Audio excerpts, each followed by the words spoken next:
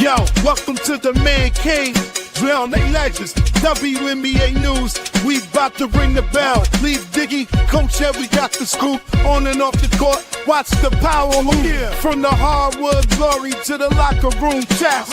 We cover it all, ain't no need for no stats. Whoa. Sipping on knowledge, pouring out the truth. Supporting the queens who brings the fire, that's the proof. So sit back, turn it up, let the stories unfold. Yeah, WNBA, we bring the heat, the future's bold. In the Man-Cave where the legends collide. Leaf Diggy and Coach Ed got that East Coast pride. What? WNBA vibes, we breaking it down. From the game to the grind, let's wear that crown. Yeah. Stay tuned in, we keeping it real. The stories of strength and the heart that you feel. Hey. Dishing out knowledge like assists we aim. Whoa. In the Man-Cave where we elevating the game. Okay. So grab your seat, let the action ignite. Yeah, WNBA, we bring it to light. Keep it tight. What is going on, everyone? It's just a good time right now. I'm just really amped up, really excited. But thank you, everyone, for tapping in, for being here, for rocking with us, as always, on another episode here, talking to WNBA. You know, got a lot to talk about today. A lot of subjects to talk about, you know, about things going on in the W. Also, we're releasing our new name. So we're releasing that today. Also, after we're finished with the W, we're going to transition to talk about the Knicks. Cave and I are Knicks fans, so we definitely going to talk about that. The celebration, celebration. You know the song. So really happy, orange and blue skies. So we're going to talk about that afterwards, and we're going to even open it up to people who want to come on and give their takes about the Knicks. So, but that'll be after we talk about the ladies. So we're going to get into that, you know, as we go along. Our brother Leaf, he'll be here, you know, in a little bit. You know, he's probably out and about, you know, handling business. Family first. We all got family, so we got to handle everything first. So, but before we dive into the show, Cave, how are you doing, my brother? Man, I am feeling great, man. Hey, both New York teams are doing their thing, man. It looks like the Liberty are back at where they're supposed to be at, you know. But, you know, the season is still ways to go in the season. But, yo, I'm happy about where they're at right now. And, of course, you know, a lot of stuff going on in the WNBA and stuff like that. And then also, you know, the second half we'll do our next thing, but we'll keep that for that time. But, you know, right now it's about the ladies. Focus on the ladies. Let's get this out the way with these ladies, man, because they doing their thing. Exactly. So, thank you again, everyone, for tapping in, for rocking with us. As always, we appreciate you guys. Make sure you guys tap in, hit that like button, sub up, and be notified. So you hit the sub for my Man-Cave, for Leaf, for myself, Coach Ed Sports, as well as New York Liberty Courtside, the Hardcore Sports Network, and the Aboriginal Sports Network. All that information is there in the description. So make sure y'all hit that. Leave a comment. Let us know what you think about the W, what's going on in the W. So appreciate that. So, but we're going to dive right into it. So we're going to start up with Cave segment. So go ahead, Cave. All right, man. My first segment, our first question: are the issues between Caitlin Clark and head coach Stephanie White reaching a breaking point? And has Clark begun to wear out her welcome in Indiana, or is the criticism overblown? So, hey, Coach, we'll start with you and see what is your take on this whole thing, even though it looks like they're trying to downplay it, but we'll see, you know, what is your take? Yeah, so that's kind of where I was going to go, because I'm pulling up an article on from ESPN where White denies there's discord, you know, with the most recent Sun. You know, again, she shut it down. You know, it's being reported that she's shutting it down. But my thing is this: while it's not a major issue, this seems to be a continuous thing.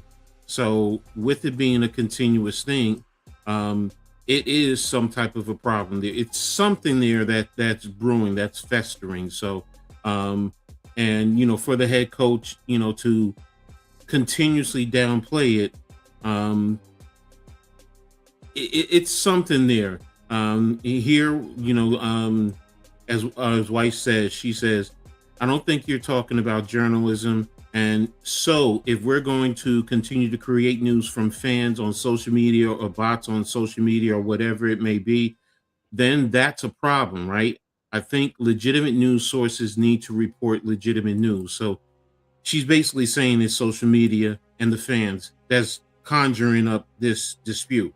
But I cannot sit here and think that, fans, social media, bots are really putting this out there to this magnitude where journalists are asking these questions. If journalists believe it's legitimate, they're going to ask the question. They're just not going to ask it arbitrarily just because, fans and social media and bots are out there ask or putting this information out there. So I do think there's something there, but I do think it's also more of they really have to continue to work together and become more familiar with each other because it's still new between the two. So is it something major? No. As far as her, wearing out her, with her teammates in the locker room, no, I don't think it's that. I don't think that, because I haven't heard any of her teammates make any comments. So, but you got it, Cave. What's your thoughts?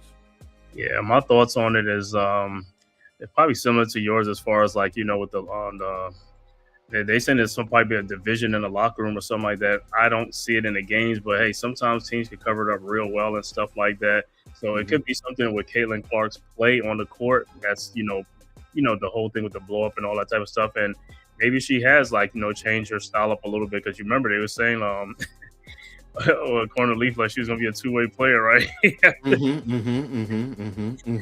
But if you're gonna prove it to me, we're gonna put you on all these pick and rolls and let's see if you're really improved in your defense and stuff like that. So we will see. But yeah, I think it's see with me with her is like this is her third year in the league, so I would think her teammates are really they're all supposed to be bonded and stuff like that. It should be all cool, but sometimes you never know, man. Some people might be like egos. You got to put your ego aside. This ain't college. You know what I'm saying? I know you was a big fish in a small pond, but in the WNBA, you're a small fish in a big pond. So it's totally different now, And, back in college, you used to come down and just shoot threes, from half court or whatever. Now in the WNBA, you really can't do that too much because everybody got to touch the ball got to move, and people got to feel like, they got to be ready and stuff like that. It's like if you come down just throwing the ball up and, and they, shot go up and his rebound, and the team's going the other way because they don't know what's going on, but I think she has tempered down her thing a little bit and stuff like that because the people are winning some games now and stuff like that after that blow up and stuff like that. So I think it's probably a little bit overblown and stuff like that. And Stephanie White, like we keep talking about, she's a veteran coach. She's also a former player. She knows the ins and outs, and, she's an experienced veteran coach. So if she says it's not a problem or she's trying to downplay it, that's fine because guess what? She just got there this year, and that's why they brought her in there. Somebody who could, rein in Caitlin Clark, if you know what I'm saying, because hey, East might have reined her in because you know what I'm saying, yeah, you are a big big media presence or something like that for the league and all that type of stuff. If you got a veteran coach who's been there, done that, and played before, and that's somebody you're gonna look up to and respect compared to somebody who never played the game.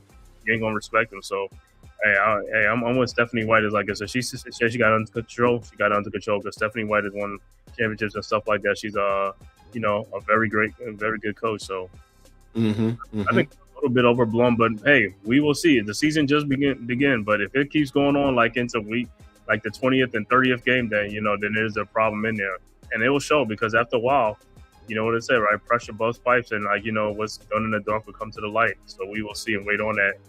But for right now, we'll take them at their word for it and see how it goes and stuff like that, and see if that'll turn their season around. Maybe that's gonna make them bond and grow stronger and stuff like that, and we might see a huge turnaround from the Indiana Fever. So be on the lookout for that, man. Look, here's added to what you're just saying because look, she just hit a game winner the other day. And it's about winning, plain and simple. Right. In the end, that's what it is. And I was just looking up her stats. She's averaging 20.3 points a game, 7.8 assists, 4.6 rebounds a game. Now, if there was problems, you would see it in her production. Seriously, you would see it in her production. it's not there. She's up there in points, and I believe she's number one in assists. So Right. she's out here doing what she needs to do for her team to help her team win. And just like you said, in terms of her teammates, if it was a problem there, it would be a production. Like you said, in college, yeah, your college, you're going to go up against teams who are not as good as you. In the WNBA, they do a lot of scouting. They prep for you. They make sure that you're there. So she's not going to be able to do that. And like you said, all her teammates have to get touches. She's playing with a better level of team players on her team as she had, as opposed to what she had at Iowa, where she was pretty much the whole team. So, but you have Aaliyah there, you have Kelsey there, so you do have other players there that can carry the load, and you don't have to rely on here. What's up, Daniel? Man, thanks for tapping in, my brother. Appreciate you. So, yeah, I don't think that it's that big of a deal to also. So. Yeah, we're just gonna go ahead now and move on and go to the next topic. So, and here you go, bro. Yes, man. Yes, sir, man. Hey, the duel in the desert, man. Wow. Battle at the OK Corral, a shootout, one for the ages, man. A historic 40-point duel between Kelsey Plum and Kalia Copper. Where does that rank among the greatest individual battles in WNBA history? If you could just think back in time and stuff like that, man. Because, man, a 40 burger, 240 burgers in the same game. I know it just happened with Aaliyah Boston and Caitlin Clark with the 30-point, but it was on the same team. But this is a duel, back and forth, and it was an overtime game too. So it was like a classic, man. So. Hey, I want to see, Coach, what do you think this rank as far as like the greatest individual battles in WNBA history? Would I say it's in the top 10? Yes. But trying to think, is in the top 5? You can make the argument there. And look, if it's just about the points, then it's number 1. Right. But the impact to the game, it's up there. It's definitely up there. Something that you definitely have to respect. Kelsey Plum and Kalia Copper are 2 elite players in this league. So, it's something that you definitely have to respect. As Coach Robert said, it was an offensive display by both KP and Kalia.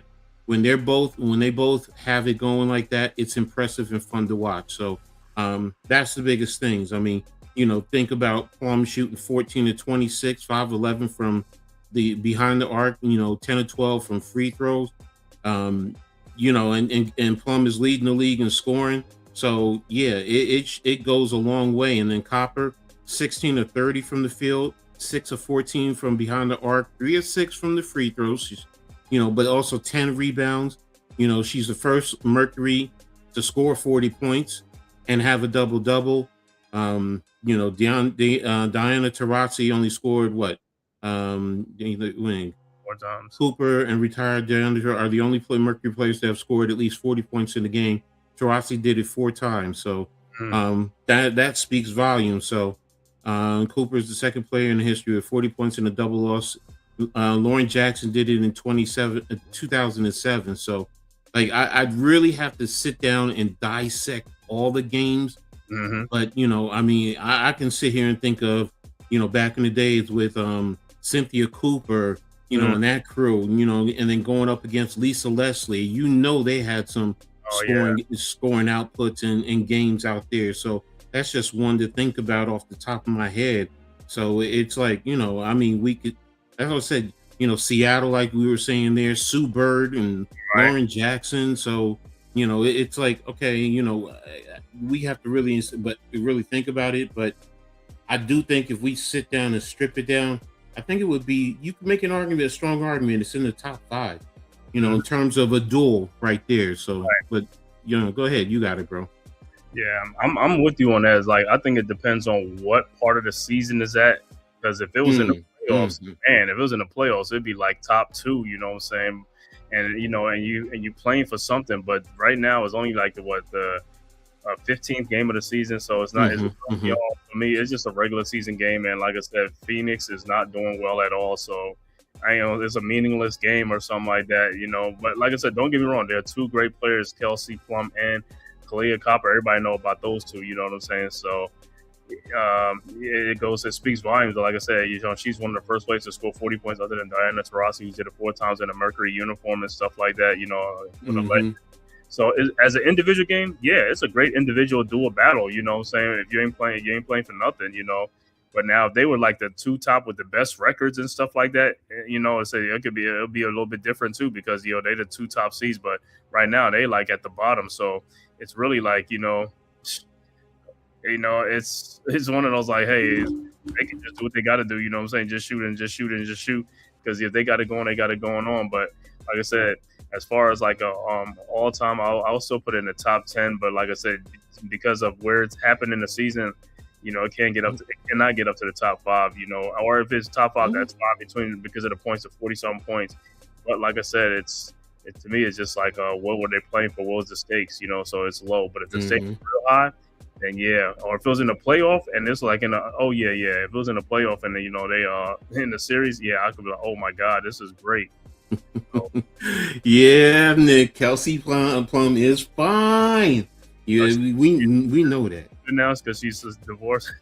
yeah. So I was talking about that earlier, with her and Darren Waller. So right, so we'll see. Daniel, what's up, Daniel? So, but let's go ahead and move on to the next one. Man, it was another thrilling showdown between Minnesota and Vegas. The impact to the Commissioner's Cup and the season. So, but go ahead, Cave. You take the lead on this one. I'm gonna tell you right now. I'm high on the Minnesota Lynx. I've been saying it all season when they had them down at number 8 and 9. Before the season started, because I know I was like, because Fisa's not there. But man, Natasha Howard and Olivia Miles are doing it. And they getting some help from some other people. But man, when the Fisa come back, bro, they're gonna be right there, the top 2 or 3. I'm telling you, they're gonna be a tough out, and they might beat somebody. Might beat the Aces, because they only won by 5 points or 3 points. In a duel, 197, yeah. And if they gonna keep doing this, like I said, and the Lynx did have the number 1 record. Do they still have the number 1 record? Because they got Liberty, I think, is up there. Yeah, in overall record, I believe it's. Let me double check. I know. I think it's the Aces. Oh no, the Aces just lost, so I think they dropped down. Yeah. Here's the WNBA standings. Yes, the Lynx are 11-3, Aces and the Liberty are both tied at 10-4. Yeah, right. So the Lynx are like I said, for what the Lynx are doing without their MVP type caliber play, that's like the Aces like being this good, and Asia Wilson is out. You know what I'm saying? It's the same equivalent with Nafisa Collier being out. And when she gets back, like I said, man, it's gonna be something. I can't wait to see that showdown, man. When Nafisa gets back to battle either the Aces or the Liberty. Or the Dream, like I said, but the Liberty and the Aces, oh my God, I can't wait for that, because like I said, Olivia Miles have really helped turn this franchise and give them some hope. Not to say they didn't have hope, but like I said, she's really having them on an upward trajectory and stuff like that. Even this without Nafisa Collier. So with Nafisa Collier, like I said, they're gonna be a dangerous tandem and stuff like that, man. But it was a showdown, like I said, man. Hey, the Lynx did not back down at all. Like I said, they left everything out there on the court, man, against one of the top teams that was loaded. You know what I'm saying? Because the Aces have everybody, And like I said, the Lynx right now, they're playing with with their hands tied behind their back for a little bit. You know what I'm saying? But when Lisa gets back, like I said, it's gonna come on out. And like I said, we all know the type of impact that she makes, and she's one of those impact players, man. So. Yeah, man, this was a thrilling showdown, man. Like I said, one of the better games early on in the season, and like I said, they're gonna have this rivalry gonna be a great rivalry, man, for some years to come. This is gonna be a great rivalry, a great showdown, man. Even when they play the Liberties and stuff like that, man. So, hey, man, Olivia Miles is doing her thing. So right now she's like the front runner, odds on favorite for the Rookie of the Year, man. She keeps it up, and so. Great game, man. Like I said, I know the ratings is through the roof for this game. And like I said, when this game gets into the playoff, if they play in the playoffs, oh my God, the ratings going to be astronomical. Yeah, I'm with you. First of all, in terms of the game, another great one. I mean, the overall, the stars first of all in the game. Olivia Miles, like you said, coming into her own. What can you say about Aja Wilson? And everyone over there in Vegas. Minnesota. Like you said, Howard is playing well for them. And this is going to bode well before Nafisa gets there. So, yeah, and then this game in itself, two heavyweights going back and forth at it, and coming in, it's basically a one possession game. 3 points. That's really what it boils down to. So, and as far as the Commissioner's Cup, I think it's Minnesota, especially because the Aces got blown out last night. Mm-hmm. So with that 30-point loss to Dallas, that I think that pushes Minnesota up to the West lead. And especially because the Aces lost by 30 points, so that point differential hurts them. So, because that also factors into it. So, I mean, I could be wrong. I've always thought it was head to head, but somebody told me recently, no, it's point differential first. Mm-hmm. So, and I'm like, well, if it's point differential, I do believe Minnesota has the lead there. So, and we'll dive into that a little bit later. And as far as the season, it's going to come down to those two. Battling it out, and possibly maybe for the championship, but I have a strong feeling the Liberty are going to be there too. So, I think those are the three top teams in the league right now. So, and I love it. It draws a lot of interest, to the league, and that's the beauty of this league. The star power in this league, and you're seeing it across the board. Every team has somebody who is at least a star, maybe not a superstar, but they're at least a star. And and they draw people that want to see them play. So and I'm loving it more and more every day. Is especially with the expansion there. So about that game, let me ask you about that. Is this a classic example of a letdown after a big win against when they put? Could be. Because to get blown up by 30 points, I was like, huh? Yeah, what's up, Leaf, man? How you doing, my brother? Leaf, what's good, bro? What's going on? Like 30 points you lose to the Wings? Yeah. So, we're gonna get you caught up. I actually seen that game. Yeah, well, against Dallas, you mean, or this one against Minnesota and the Aces? Yeah. I seen the game against Dallas that they played. I think it was 2 days ago. No, last night. It was last night. Yeah. I think it was last night. I'm bugging out. Yeah, it was last night. I thought it was like 2 days ago. That was just a bad matchup. I think that Dallas's guard play and their versatility was just a little bit too much. I think the Aces. I think it's a certain thing. We all heard the saying, if it ain't broke, don't fix it. Mm-hmm. And with the Aces, that is like the highest of the highs. You win 3 championships in 4 years. You're like, you know what? Hey, man, like, let's just I don't think these regular season losses really bother them. You know what I'm saying? I think the Aces have gotten to the point where as long as they finish 1 through 8 before the postseason start, they good. You know what I'm saying? So I think this is one of those, it's we all seen championship teams. They take a little bit of a blunder, you know what I'm saying? Like they take a bad loss here and there. I think last year they got beat by 50 against Minnesota. Minnesota. Yeah. So I don't really jump on Vegas like that, because I think Vegas, they understand what they're doing. They understand where they need to burn the most attrition, at a certain point in the season. I think between them and us, I think they know exactly when to turn on the switch and turn it off. But you got to be careful sometimes when you turn on that switch. The light bulb is like start blinking, and it's like, oh yeah, we ain't changed the light bulb. What we gonna do? All right, we got to go out and go get this. We got to go out and get a defender. We got to go out and get younger. So I think the Aces are fine. It was a bad loss. I think it was a bad matchup, but I think the Aces will be fine. Now, between the Aces and the Lynx, though, for the season, what's your thoughts? How do you think that impacts the season. These two battling each other. Just again, Minnesota and Vegas in the West.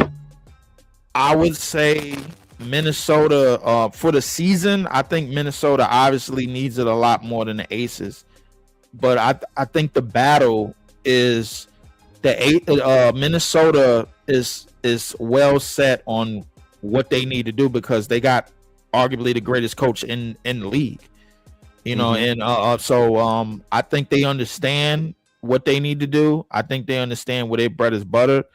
Olivia Miles is she has everything around her, the coaching staff, the players. I think she's been able to yield the ship, and I think she's been able to yield the ship for the season. They got a young group. I don't know what is the comeback timing on Nafisa. It seems like they probably gonna run this most if not all of the season without her, but I would say Minnesota, they on the right path, but I think the Aces, they know when championship basketball is supposed to be played, they know when to turn it up. So I don't think this the regular season, it's not really for the Aces to be number one all the time or number two or top three all the time. It's just for them to get there, and then they'll turn the switch on and off when they need to. I think Minnesota, for a young team with a young guard leading the charge with Olivia Miles, I think it's more important for them to set the tone and to set that foundation to where they want to go towards the end of the season. So I think it's more important for Minnesota to be where they are than the Aces. Okay. All right. Good take there. Good take. I appreciate that. So, all right. The next subject we're going to talk about, and it deals with Angel Reese and Isabel Harrison, man. For those who didn't see it, it was a rough play. Isabel Harrison took down Angel Reese. Now, Angel Reese, there's arguments that she barreled into her, and Isabel was just making a play, like coming over her back and making a play on the ball, and it looked like she pulled her down. So, there's an article. Now, there was actually two articles that I saw on Yahoo Sports. Oops, sorry, wrong one. Let me bring it up for us so we could take a look at it. The one that I have right now talks about. Just had it. Here it is. All right, where it talks about WNBA fans want Harrison. I hate these advertisements. Wants Harrison suspended for tackling Angel Reese. So, suspended. Sorry, thank you. It happened with over 6 minutes remaining in the fourth quarter. Reese was tried to drive on Harrison as the shot clock was winding down. Harrison, who they were teammates in Chicago, wasn't interested in giving her former teammate in breathing room. So, and it says not only did Harrison wrap her arms around Reese, but she pulled her to the ground. It was a wild scene, and it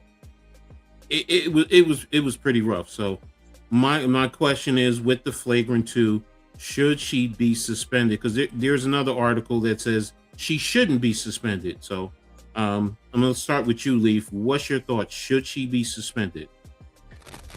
No, I don't think so. I think the ejection was enough. Shout out Cottage, man. What's going on? I think the ejection was enough, man. I saw that game, and to my recollection, this all started back in Chicago. Apparently Izzy was not very thrilled about Angel getting that spot back in Chicago over her. So in this game, it kind of fueled up because I think Izzy had got a walking call, and then Angel smacked the ball out of her hand. Angel got a walking call, and then Izzy tried the same thing, but Angel held on to the ball, and she was already telling the refs like, "Yo," so that was brewing from the first quarter. If anybody was paying attention to that, and then Izzy decided to make it a Isabel versus Angel thing instead of the Toronto versus Atlanta thing. And I think a lot of what had happened was just, the hell with the Izzy was just like the hell with this. I'm doing what I'm doing. ... And kind of cost the team the game because they didn't have Niara, they didn't have any other centers or whatever, and any other bigs to keep Angel off the boards, and that kind of led to that game. Angel, I think, was able to maintain her composure because when she got up, you could see it in her eyes that she was ready to, like, this is about to go down, because this girl done took me down. She been jawing at the mouth all game, and it led to that. I mean, in the situations like that, what I'm saying, it might go overboard, and probably needed to, what I'm saying, in that situation. But I think that was just a case of Izzy just didn't want to play that day. What I'm saying? Like it was Angel had kind of got the better of her a little bit, but I feel like a lot of people on different platforms are gonna say, Angel should maintain a cool, and I think she did the best that she could. However, I think that just came down to Izzy just taking it a little bit personal and turning into a one-on-one thing instead of a team-on-team thing. All right. So you don't think Izzy should be suspended, though, right? Nah, I don't think so. All right. What about you, Cave? What's your thoughts? Do you think Isabel Harrison should be suspended for the flagrant 2? Yeah, I agree with Leaf. I don't think she should. I mean, I looked at the play and stuff like that, and Angel landed back on her. You know what I'm saying? Ain't like she slammed her to the ground, and something like that, without breaking your fall. Or I could see if she had pushed her like into the stanchion or something like that and got her hurt. I could see that for a suspension. But the way I look at the play is like, I mean, she got the flagrant 2, got ejected. That's what should have happened. But like I said, because of how she, took Angel down, like I said, now she had took him down, like, to the ground with nothing there. That's different, but she took her down and Angel fell back on her, you know what I'm saying? So it was like a soft landing for me, you know what I'm saying? So I don't think it was much more than that, which was cool, you know what I'm saying? And Angel kind of handled it good, she got up. I mean, she was a little, but she got up and kind of walked away from it, stuff like that. It didn't really escalate to nothing really too big. So that was cool. Now, if they'd got to start swinging and start throwing punches and all that stuff and hair flying all over the place, you'd be like, what's you know what I'm saying? But nah, man, it's like, they ain't fight, so ain't no suspension and stuff like that, man. So I'm cool with that. It was a hard foul, yeah, it was a hard foul, but it's not too hard, you know what I'm saying? But like Lee said, it's like they had something going on from their days in Chicago, which, it is. They got it out now, so we'll see. Well, I'm with you guys. It shouldn't be a suspension because look, she was kicked out of the game. That took care of the rest of it. So you just move on from there. So just a quick update because I'm watching the Indiana Toronto game right now, and it's tied at 40 right now. So just a little quick update there. So speaking of Clark earlier and Isabel Harrison now, so but no, I mean, no, I don't think she should have been. She should be suspended, And I love Angel Reese, and am I protective of her for what she goes through? Yes, but sometimes Angel Reese, she brings the physical. So when you bring the physical, other teams step it up and they bring it back. And you know what? Let's bring it on. Let's keep it going. All right, I like that. As a former player, you want to get physical with me? I'm bringing it right back to you. Hey, you want to get dirty with me? I'm gonna get dirty with you too in the pile-ups. But let's keep it going. That's the game. So I leave it there. What's up, Lee? I think that's the case too. But I think in the case of Izzy, I don't think she knew exactly how to be physical with Angel, because Angel been doing that Angel been naturally physical for years. I just think Izzy just got frustrated and said, you know what, F this, man. Like, I'm taking it to the extra level. Since you want to go there, if I get ejected, I get ejected. But little did she know it cost Toronto. So no, I'm with you there. It's a mind tactic. It's the same mind, and I'm pretty sure y'all remember the bad boy. What's going on, RC? I'm pretty sure you gentlemen remember vividly the bad boy Pistons tactics. Because they and you would see it in the newspaper. Like, you would see teams go like, we ain't afraid to fight the Pistons. Joe Dumars would look at that and be like, game's over, because they ain't coming to play a basketball game. Joe Mhm. Dumars. No, I'm with you, bro, and that's the point. That's my whole point. What I'm saying too, you want to bring physical to it. And when you play injuries, some players, they want to try in a sense step up their level of physicality. But like you said, some don't know how to handle it. Some bring it the wrong way. So yeah, I mean, but should she be suspended? Nah, No. I'm not with that. I'm not ready to see. I don't think Izzy should be suspended for that. So so we're gonna leave it right there and we're gonna move on. So we're gonna talk about our Liberty. The Liberty continue their impressive win. 7 straight. I mean, they've won the Commissioner's Cup spot in the Commissioner's Cup in the East. So the question is, what's fueled the dominant dominant run? I'm not going to say start, but the dominant run after going 3-4. Cave, you take the lead right now.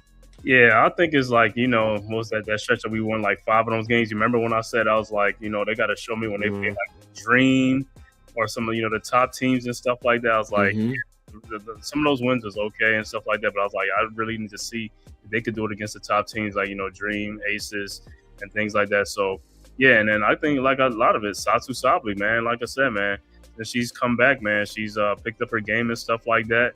The passing and stuff like that, different things are going through, like that. Ostia, got to give Ostia a lot of props and credit, man, for holding down the ship, for Sabrina and stuff like that. And Brianna, man, just like she's turning up a notch and stuff like that. So, like I said, the Liberties are getting their bearings right. And like I said, I always say, like I said, by the beginning of the season, the way the rankings were, I was like, when these teams start getting all their players back from overseas and injuries and stuff like that, then the real, the cream's going to rise to the top and the Liberty's back up there. But like I said, it's going to be the Liberty, the Lynx, and the Aces. Those are going to be the three teams.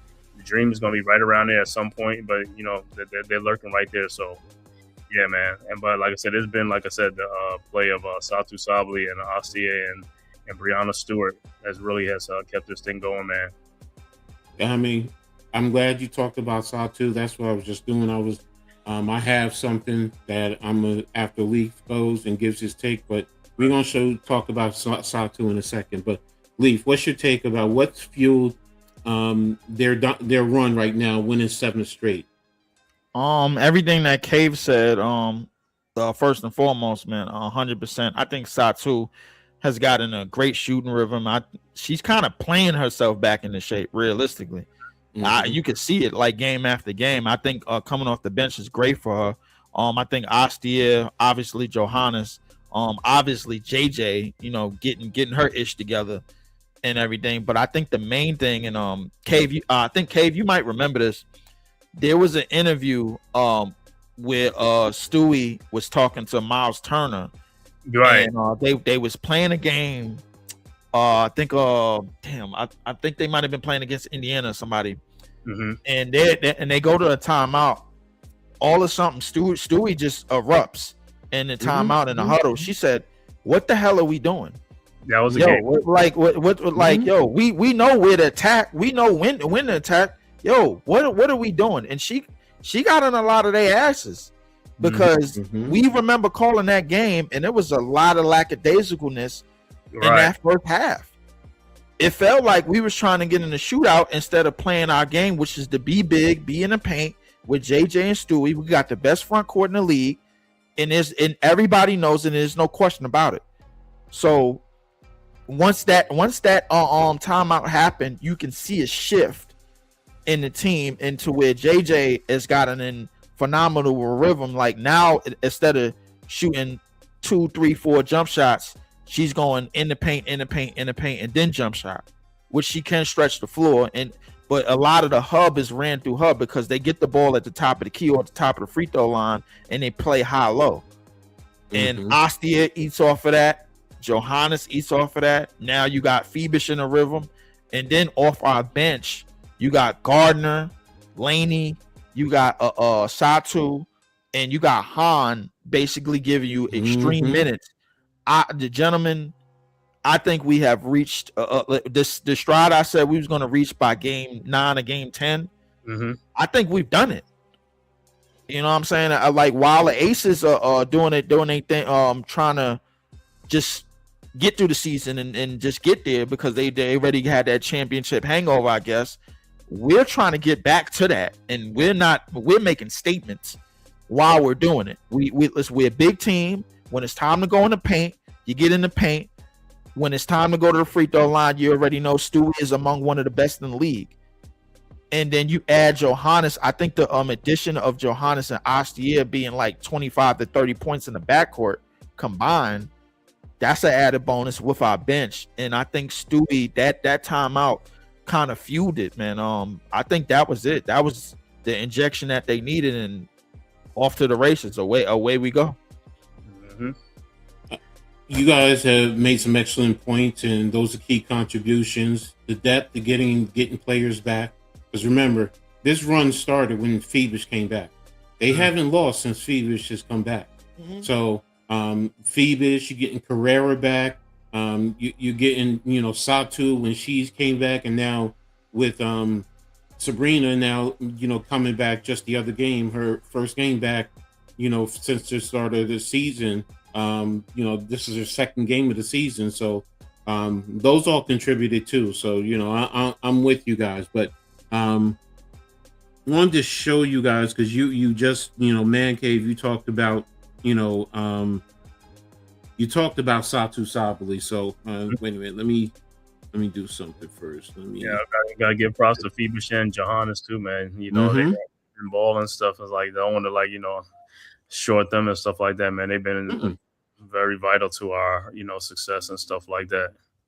Exactly.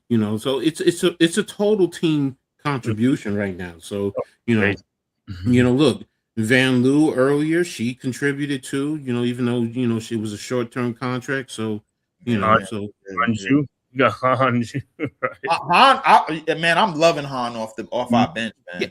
Yes. Oh, I've always loved Han. I've always loved Han. She's out there rebounding now and spacing the floor. When she hits a couple of shots away from the basket, man, that's just incredible. It's absolutely incredible, man.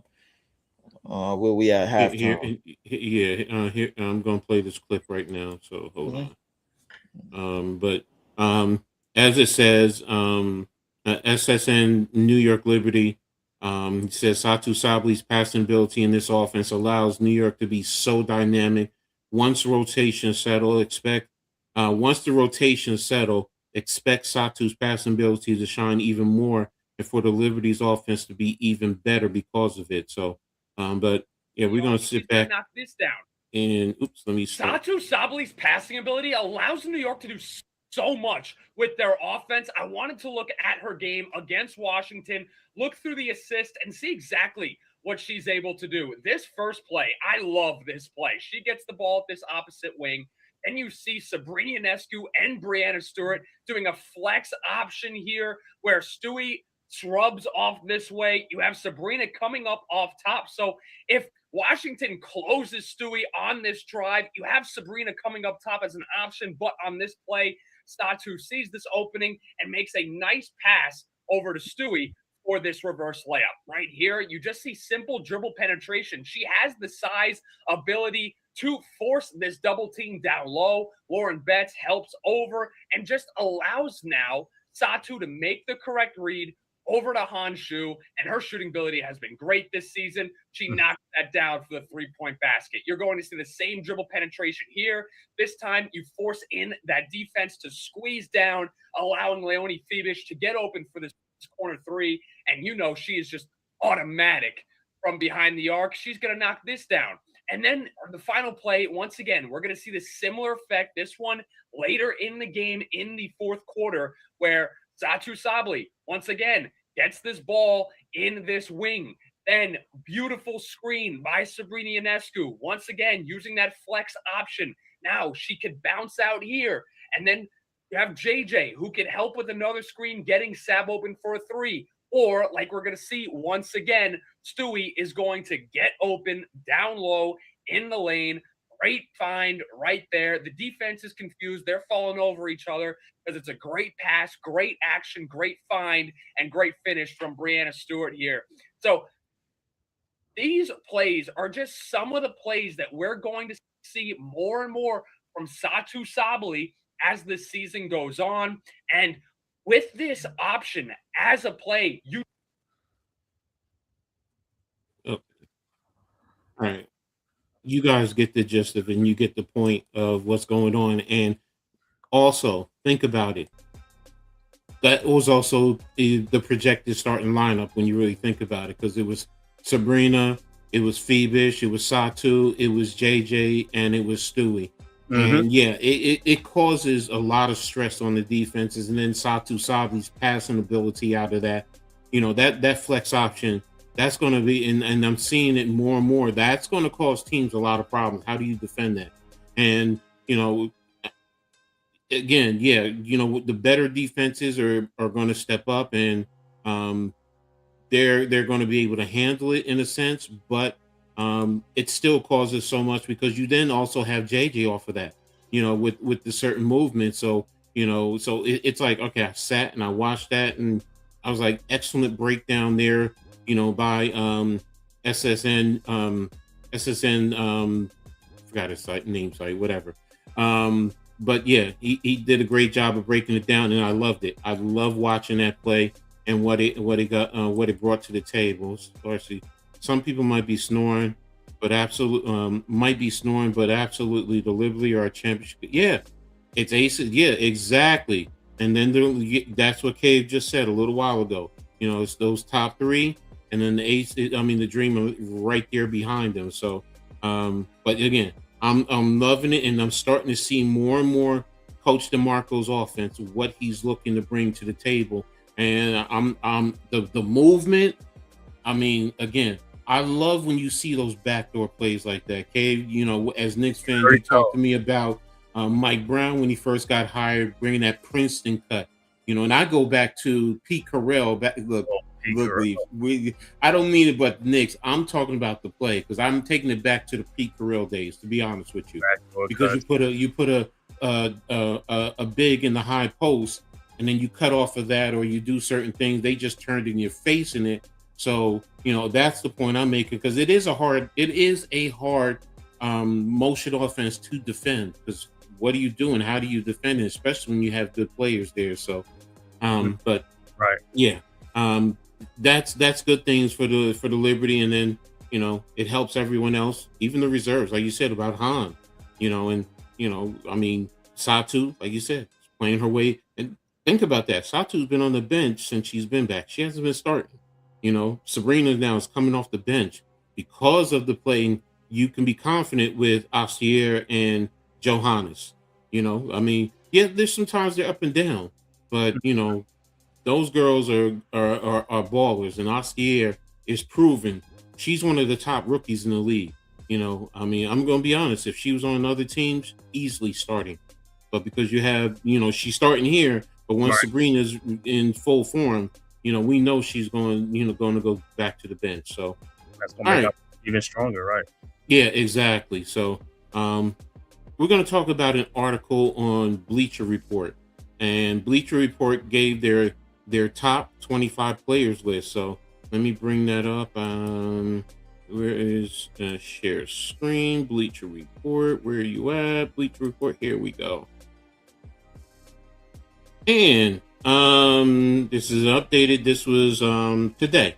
So they're going to start bottom to the top. So coming in at number 25 is Carla Lite from Portland.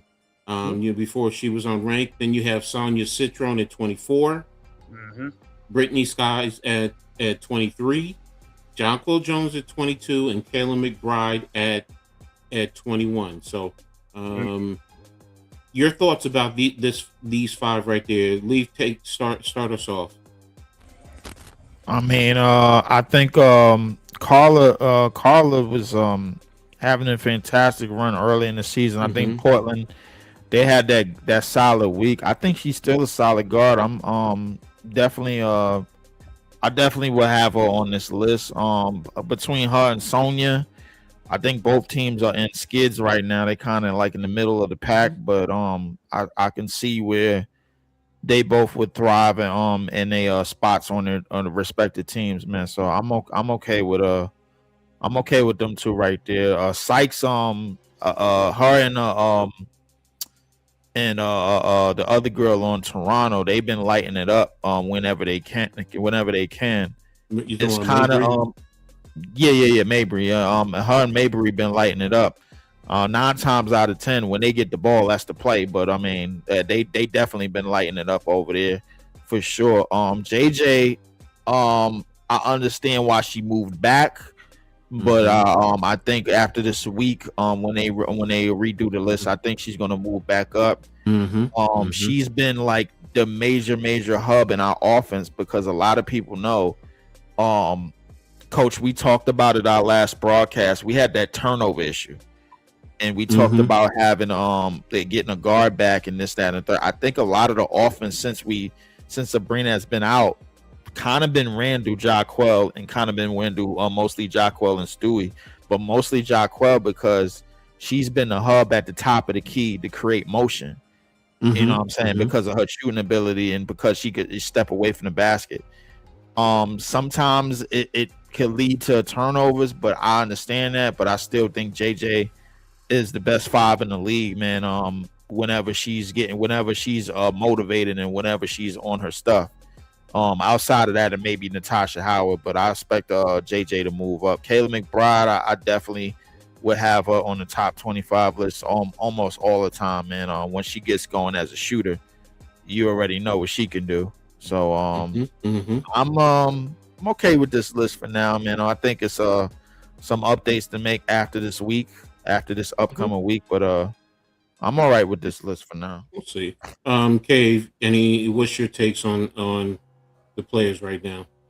Yeah, I actually agree with Lee for the point guard from Portland. Like I said, I've seen her play like she's a feisty guard and stuff like that. And Portland was doing their thing. And like I said, they like we said earlier, like I said, like the cream roster top and these other teams are going to start falling behind by the wayside a little bit. But, for the most part, like I said, she's still a good guard, but I think she's right where she's supposed to be at number 25 right there. And, if not, she was unranked before, and now she's finally getting into the top 25, and who knows, maybe she could climb her way back up even more, you know what I'm saying? So, let me see, Brittany Sykes, that's another player. I like Brittany Sykes. She reminds me of like the Kelsey Mitchell type player and stuff like that. Like that, So at 20, was she at 23? She's at 23. Yeah, see, all these players is unranked, so for them is like that's good. But Jonquel was like 12, and now she dropped to 22. But that's because the season that she's had so far up and down for right now. But when she gets it going with these other guys, she's gonna move up in the rankings. So I'm not worried about that and stuff like that. Because like I said, the Liberties are bringing it; they coming together, so that's good. Kayla McBride, 21. I'm surprised she's dropped down because Minnesota has had a fantastic season so far. I know it's been Natasha Howard, Olivia Miles, and her too, and stuff like that. So she'll pick it up and stuff like that. But who's the other one? Okay. Oh no, they're doing these segments of 5. So I'm moving on right now to the next. So coming in at 20 is NECA, 19 is Jackie Young, Chelsea Gray comes in at 18, Aaliyah Boston at 17, and then Angel Reese at 16. So, Cave, I'm gonna start with you now. So, thoughts on this next 5, starting with NECA. The NECA is at 20. Yeah, but you said NECA's a veteran, man. She's the vet, so back in the day she'd be right there, number one, like the top 2 or top 3. You know what I'm saying? But hey, she's an old vet and stuff like that, but she's still got game and stuff like that. So shout out to NECA and stuff like that. Jackie Young, who I like Jackie Young with the Aces and stuff like that. She's one of their like top players and stuff because when she's on and she's hit, man, they're a tough team to beat. When she got it going on, she's scoring 20-something points, stuff like that. Chelsea Gray, the maestro point guard, the old crafty vet, she's still doing her thing and stuff like that.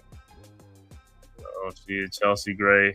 Leah Boston, she dropped down because, like I said, that's because of the fever season, one of the season that they've had so far. But if they were like much better or winning more, she would have been up higher and stuff like that. So I kind of agree with it and stuff like that. And then Angel Reese is at 6, at 20. Yeah, Angel Reese is like, she's going to climb up even more because Atlanta's having a great season and stuff like that. I knew she was going to be one of the difference maker on Atlanta, and they doing this without what's that, Brianna Jones? You know, Brianna Jones, yeah. So when she gets back, I mean, that rebound is going to be even more because then the Angel is have another big body right next to her that she really going to do some more work and stuff like that. So yeah, she's going to climb up the chart. So I mean, right now she's at 20, now she's at 16, so she'll keep climbing up and stuff like that. So yeah, I agree with that list, man. Well, all right, Leaf, give us your perspective so far. Yeah, NECA at 20, I'm okay with that. NECA, for a lot of people that don't know, NECA done has some years in the league. She has some years where she might have easily been top 10. Obviously, she's on the better half. She's on the later part of her career, but she's still effective. Almost anywhere she goes. She was effective last year in Seattle. She's effective this year in LA. Jackie Young and Chelsea, I feel like they interchangeable. I mean, you could go with one or the other. I feel like they always going to be neck and neck near each other whenever the aces are on the board and whenever the aces are doing some things in the top 8 of the standings. So I feel like they'll be right next to each other, if not like 1-1. You know what I'm saying? After that, who do we have? After that? We had Aaliyah Boston. Aaliyah Boston. I feel like Aaliyah Boston should be a lot better than what she is right now. I feel like she shows signs of that. And I feel like she got the same thing that JJ has, but like I feel like JJ, when she's motivated, she's the best 5 in the league. Aaliyah Boston, I'm expecting JJ to be far ahead of her. By this time next week, man, we continue on the way we've been playing. Angel Reese is another person I expect to be within the top 15, if not closer to the top 10, because what Angel Reese does is the only thing that impresses people about Angel Reese is the double doubles, because we got a lot of stat nerds and everything. But if you pay attention to her effort and the way she keeps plays alive, and how effective she is in the paint and on the glass as a glass cleaner, man, I think there's always going to be a battle down there. So you got to have your bigs, you got to have your rebounders down there and be ready to battle, because she is always going to give second, third, fourth, fifth effort and maximum effort on almost every type of 50-50 play, on every type of rebound opportunity. You know what I'm saying? In the paint and around the basket, she's a lot much better in terms of taking advantage of her opportunity. So and defensively, it's just energy after energy with Angel Reese. She's not going to wow you with stats. So if you're a stats person, don't look at Angel Reese for stats. You got to look at her for what she does on the court. You know what I'm saying? And I think Angel should be definitely somewhere closer to the top 10. Okay. All right, let's go on to the next, starting with 15's Kelsey Mitchell, 14 Veronica Burton, 13 Alyssa Thomas, 12 Gabby Williams, and 11 Caitlin Clark. So going to start with you, Leaf. What's your thought about this next grouping of 5? Kelsey Mitchell, a lot of what Indiana does, Kelsey Mitchell has to get hot in order for them to be successful. You know what I'm saying? I don't think they really have too many games where Kelsey Mitchell draws a total dud and they win. You know, unless they playing against some inferior team, but they've been getting in dog fights with teams that they supposed to beat easy. You know what I'm saying? They got in a dog fight with Chicago, and now they in a battle with Toronto. So those middle of the pack, late blunder teams, they should be able to defeat easily. Kelsey Mitchell, I probably had her right around this spot, if not a little bit up towards the 20th, towards the 20th, the better half of the teams in the 20s. Veronica Burton has been amazing. I think she's been amazing for that Golden State group. I think they kind of go as she goes. I think when she's pushing the pace and when she's getting downhill and when she's doing things defensively on both ends of the court, I think Golden State, they are on their game, and I think they go as she goes. So I'm okay with her at this spot for now, even though Golden State is known to have a little bit of snuds. Alyssa Thomas, I did not have her that high on my list. I did not have a high. Like it's kind of crazy that she is high right now, but I understand it. Phoenix is another team. She is she always pushes the pace. She's a triple double threat every time she hits the court, for sure. But I feel like she was on the better half of that. I mean, Phoenix is a little bit of one of those teams that's like, we put the roster together, but we didn't put the roster fully together. So, but Alyssa Thomas is she still does what she could do. Number 12, Gabby. I think Gabby, outside of Veronica Burton, Gabby has been one of the most important players on that team. She has launched their defense astronomically. I think when we look at Golden State being one of the best, if not the best defenses in the league, it's because of her. Because of her versatility, it's because of her two-way prowess, her ability to affect shots, her ability to be that two-way player and be that defensive presence on the court. I think she has made it. She has tailored that along with Veronica Burton, and I think she's at a good spot. I think Golden State has had those games to where their defense is showing why they're one of the best defenses in the league. Caitlin Clark at 11, I don't like it. I don't like it at all. I think she is. We had an episode if not a week ago, if not maybe somewhere in this month, to where her struggles was like literally presentable. We saw it. Cave, you talked about it. You talked about her struggles with turnovers and defensively, she is absolute fish fry. Like it ain't no need to sugarcoat it at all. She is a steak and crab dinner. Defensively, we've seen it. Golden State seen it. Other teams have seen it. I probably had her somewhere in the back 20th part of the list, man. I don't think Caitlin Clark. I mean, I understand what she's doing statistically, but I don't think she's been that effective for her team at like Kelsey Mitchell has and like Aaliyah Boston has. I think Kelsey Mitchell, if she's not going, Caitlin Clark is basically a sitting duck in a water full of alligators. You know what I'm saying? So like this is I do not have her that high at all. No. For the most part, I've been calm, cool, but Leaf, I have to totally disagree with you there. To put her in the back end of the 20th, I mean, she's number one in assists. She's in the tops in offensive scoring. So, and I get what you're saying defensively. You're accurate in terms of the defense, but to say she's in the 20s in terms of overall ranking, no. And I am not a big Caitlin Clark fan, but I also have to be honest and fair, man. Now, if you want to say here to the 15 range, I can rock with you, but to say you're going to put her on the back end of the 20, that's harsh, man. My personal opinion. So I disagree with you there on that one. So, but hey, that's what we're here for. So, right. I think Cave, you went right. You talked about this, right? I talked this one. Yeah, go ahead. I'm sorry.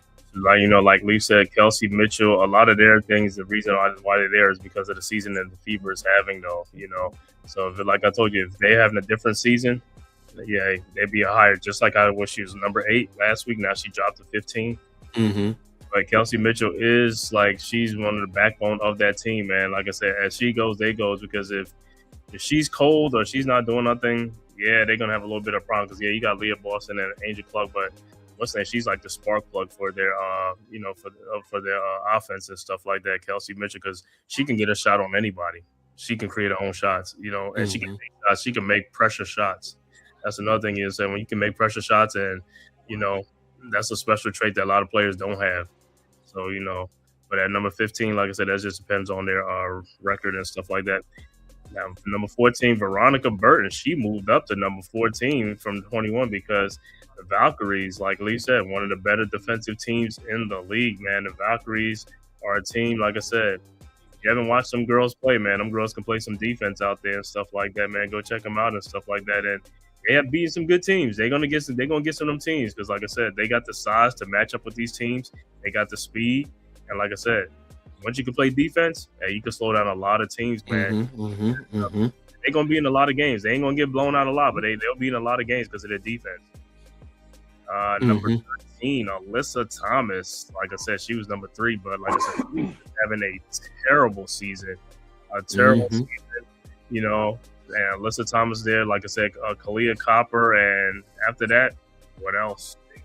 You know, so it is what it is. But Alyssa Thomas, like I said, don't ever underestimate her, man. She's a dog.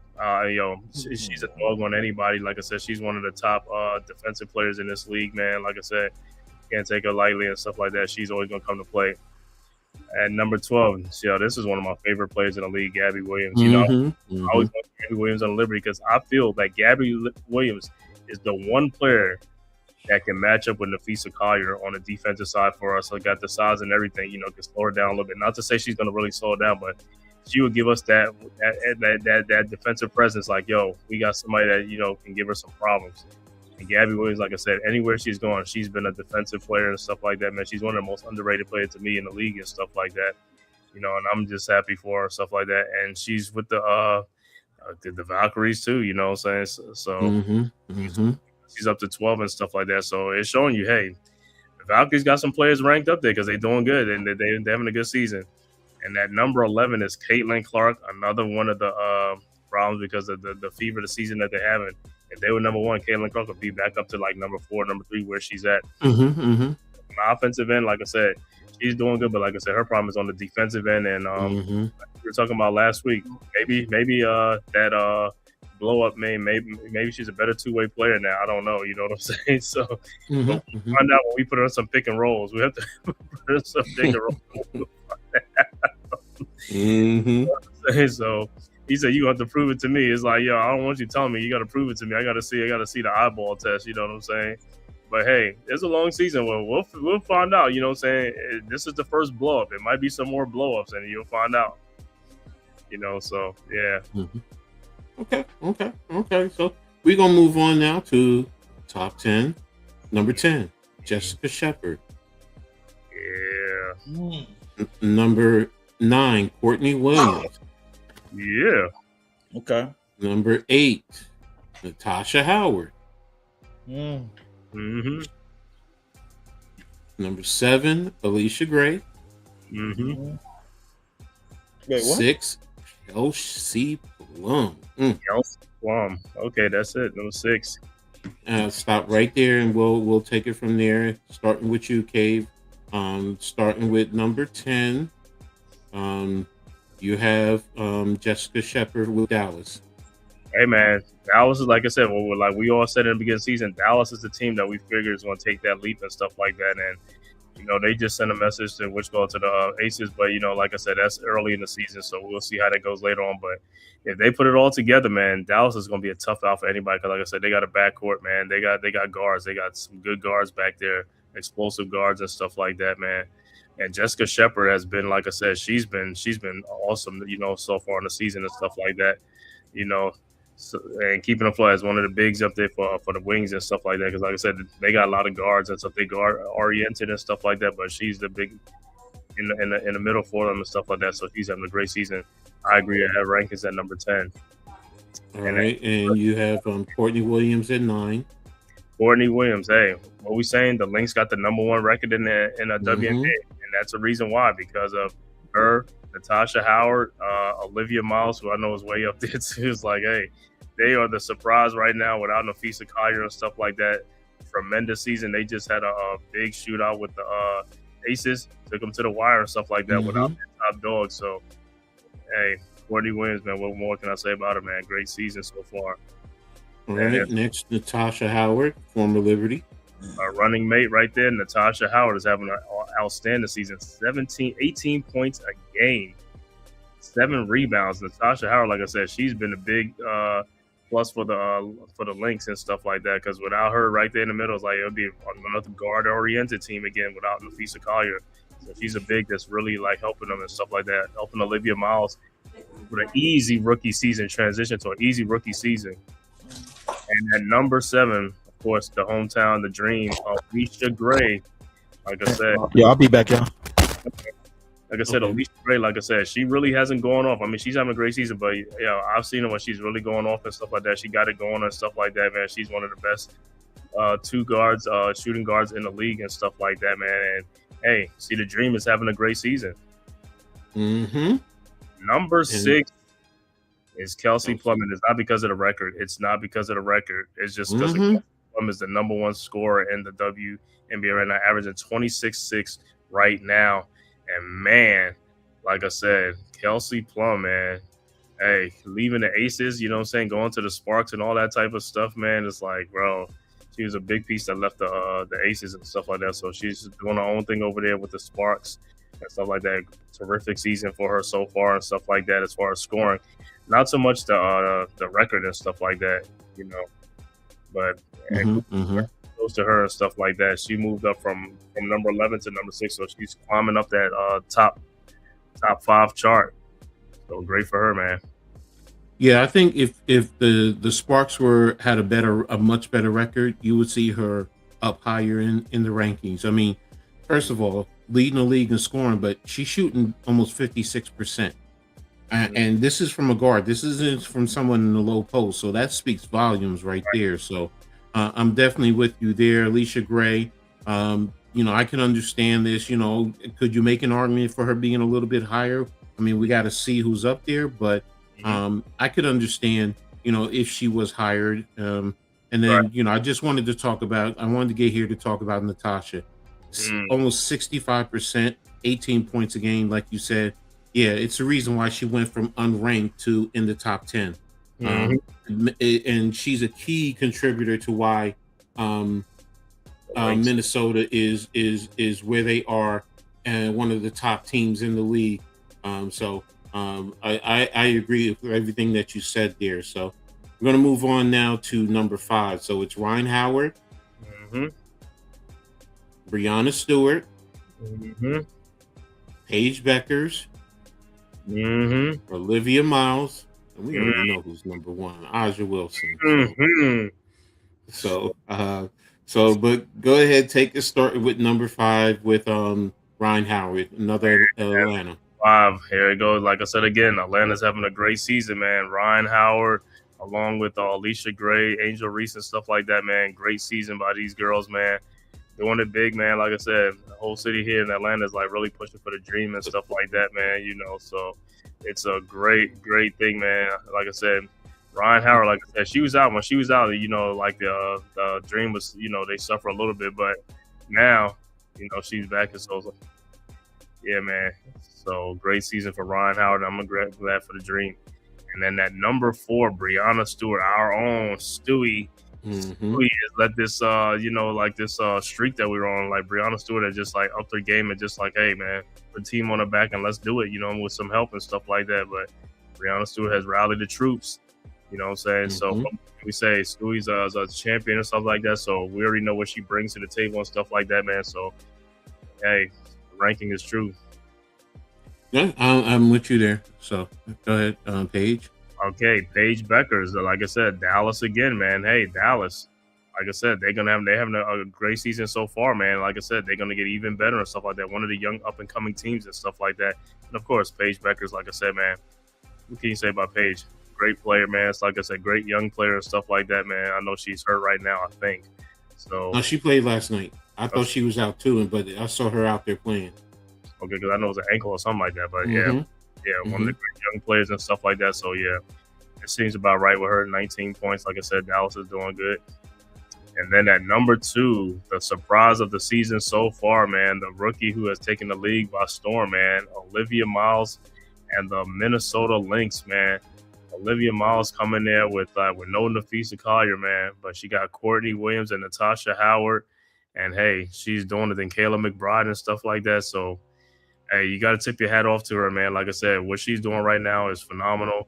When Nafisa come back, they're going to be even that much better because everybody knows what type of impact Nafisa brings and stuff like that. And I know nobody had the links like this, without Nafisa.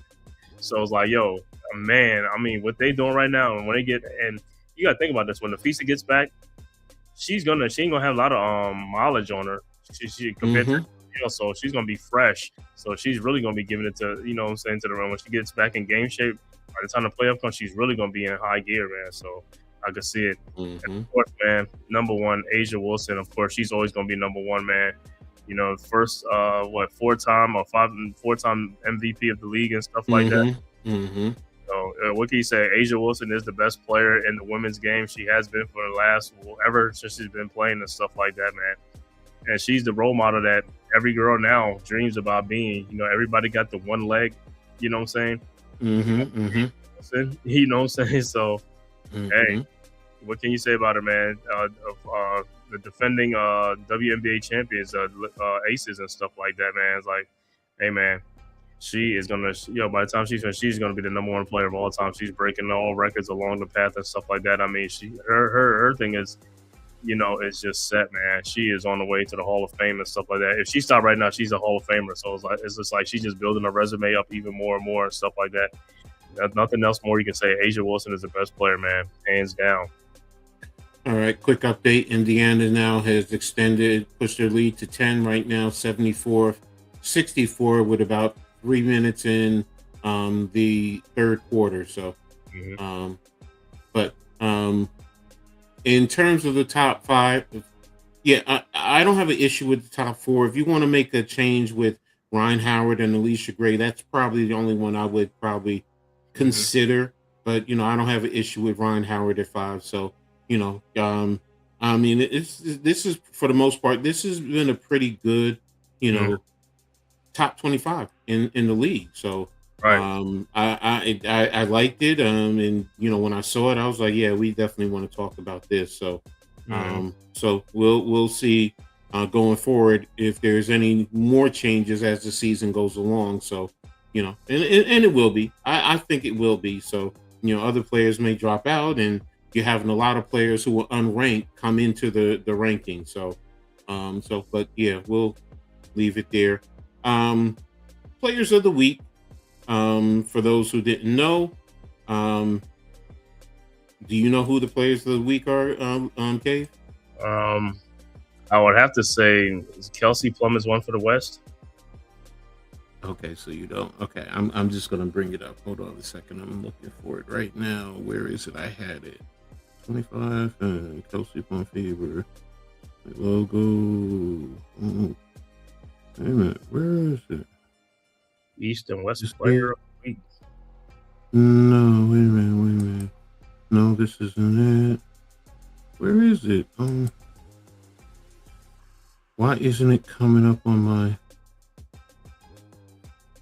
share screen?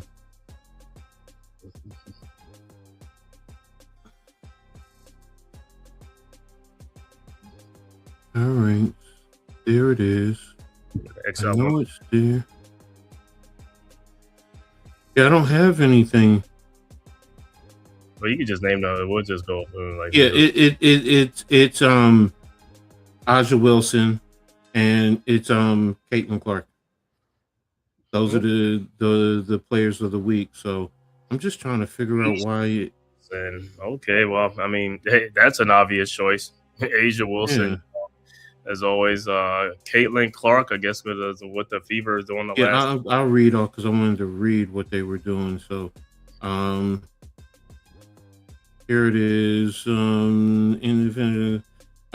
Clark got the East because she's averaging 25.3 points this week, 4.3 rebounds, 6.7 assists. And Wilson, she put up 30 points a game, 9 rebounds, and 2.7 blocks per game, which is why they got those awards. So, and those are impressive numbers. You can't sleep on that. That's something that has to be respected.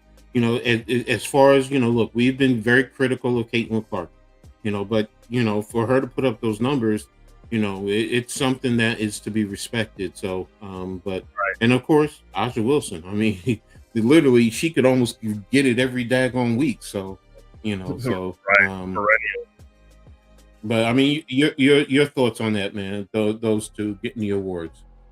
Yeah, man. Like I said, with Asia Wilson, just like you said, she can get it like every week because, like I said, the Aces are always doing something, and she's always at the center of everything and stuff like that. She's the best player in the league and stuff like that. And of course, when you got one of the best records, of course you're going to be up there week in and week out. I thought it was going to be like what you call it, Kelsey Plum. You know, the game she had against with some other game. She's a number one scorer. You know, but which is like I said, it's cool. Like I said, and then Caitlin Clark, like I said, I guess the week that the Fever is having and stuff like the game winning shots and things like that. So hey, again, stuff like that, man. Got to get her stuff on right and get back into the good graces of stuff like that. You know what I'm saying?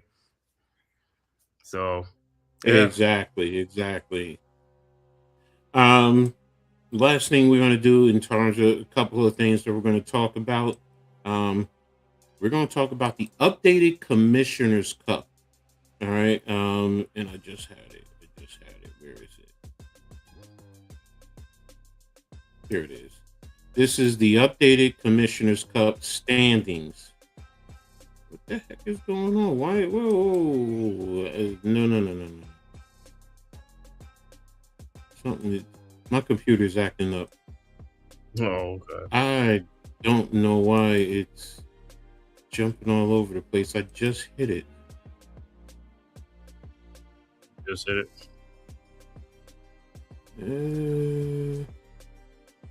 Let me see. Yeah, it should be coming up now. Okay. This is off the WNBA site, and this was posted as of Monday. So the power rankings, but you have the Liberty, who are 5-0 plus 68 in their point differentials. You have Vegas. This was before last night, because you see they were playing Dallas. They were number 2, 10-3, and plus 44. So that 30 points is going to drop them down to plus 14. Minnesota, 10-3 overall, 4-1 in the cup, but they were plus 78. So they're going to now take the number 2 seed in terms of the Commissioner's Cup. Atlanta, which was 9-4, plus 54. Dallas was 9-4 plus 54. Dallas is 8-5 overall, plus 21. Golden State 8-5 plus 20. Indiana's 8-5 plus 24 in their point differential. The Sparks are 7-6 plus 13. The Temple are 7-7, which is minus 20. Portland is 7-8, minus 56 in cup play. Out. Washington's 5-7, minus 37. Phoenix is 4-11, minus 54. Chicago 4-9, minus 45. Seattle is 3-12, minus 66, and 0-6 in cup play. Wow. Connecticut 2-12, 0-5 overall, and minus 44. So that's their rankings. You know, in terms of the Commissioner's Cup play. You know, and the Liberty, they're giving it, you know, rightfully so, because they're undefeated. But your thoughts so far on this? Any surprises or anything like that? Scroll down a little bit. Let me see like I said, the Aces would have been at number 1, but that 30-point beating they just took, they would have been at number 1 and stuff like that. Yeah, and that's going to be 5-1 too. So yeah. Oh yeah. Minnesota. Tell me when to stop. You know, you said scroll down. Yeah. Okay. Go back up. Okay. Yeah. See, Dallas Wings and Atlanta Dream. Like I said, yeah, man. Everything is right there. Just like what we said is everything. The top 5 teams are right there, man. 5, 6, whatever they. That's okay. You're back. I mean, Leaf, you're back. Okay. This is the power rankings for the Commissioner's Cup. I don't know how much you saw. If you need me to go back down, I will. Number 1.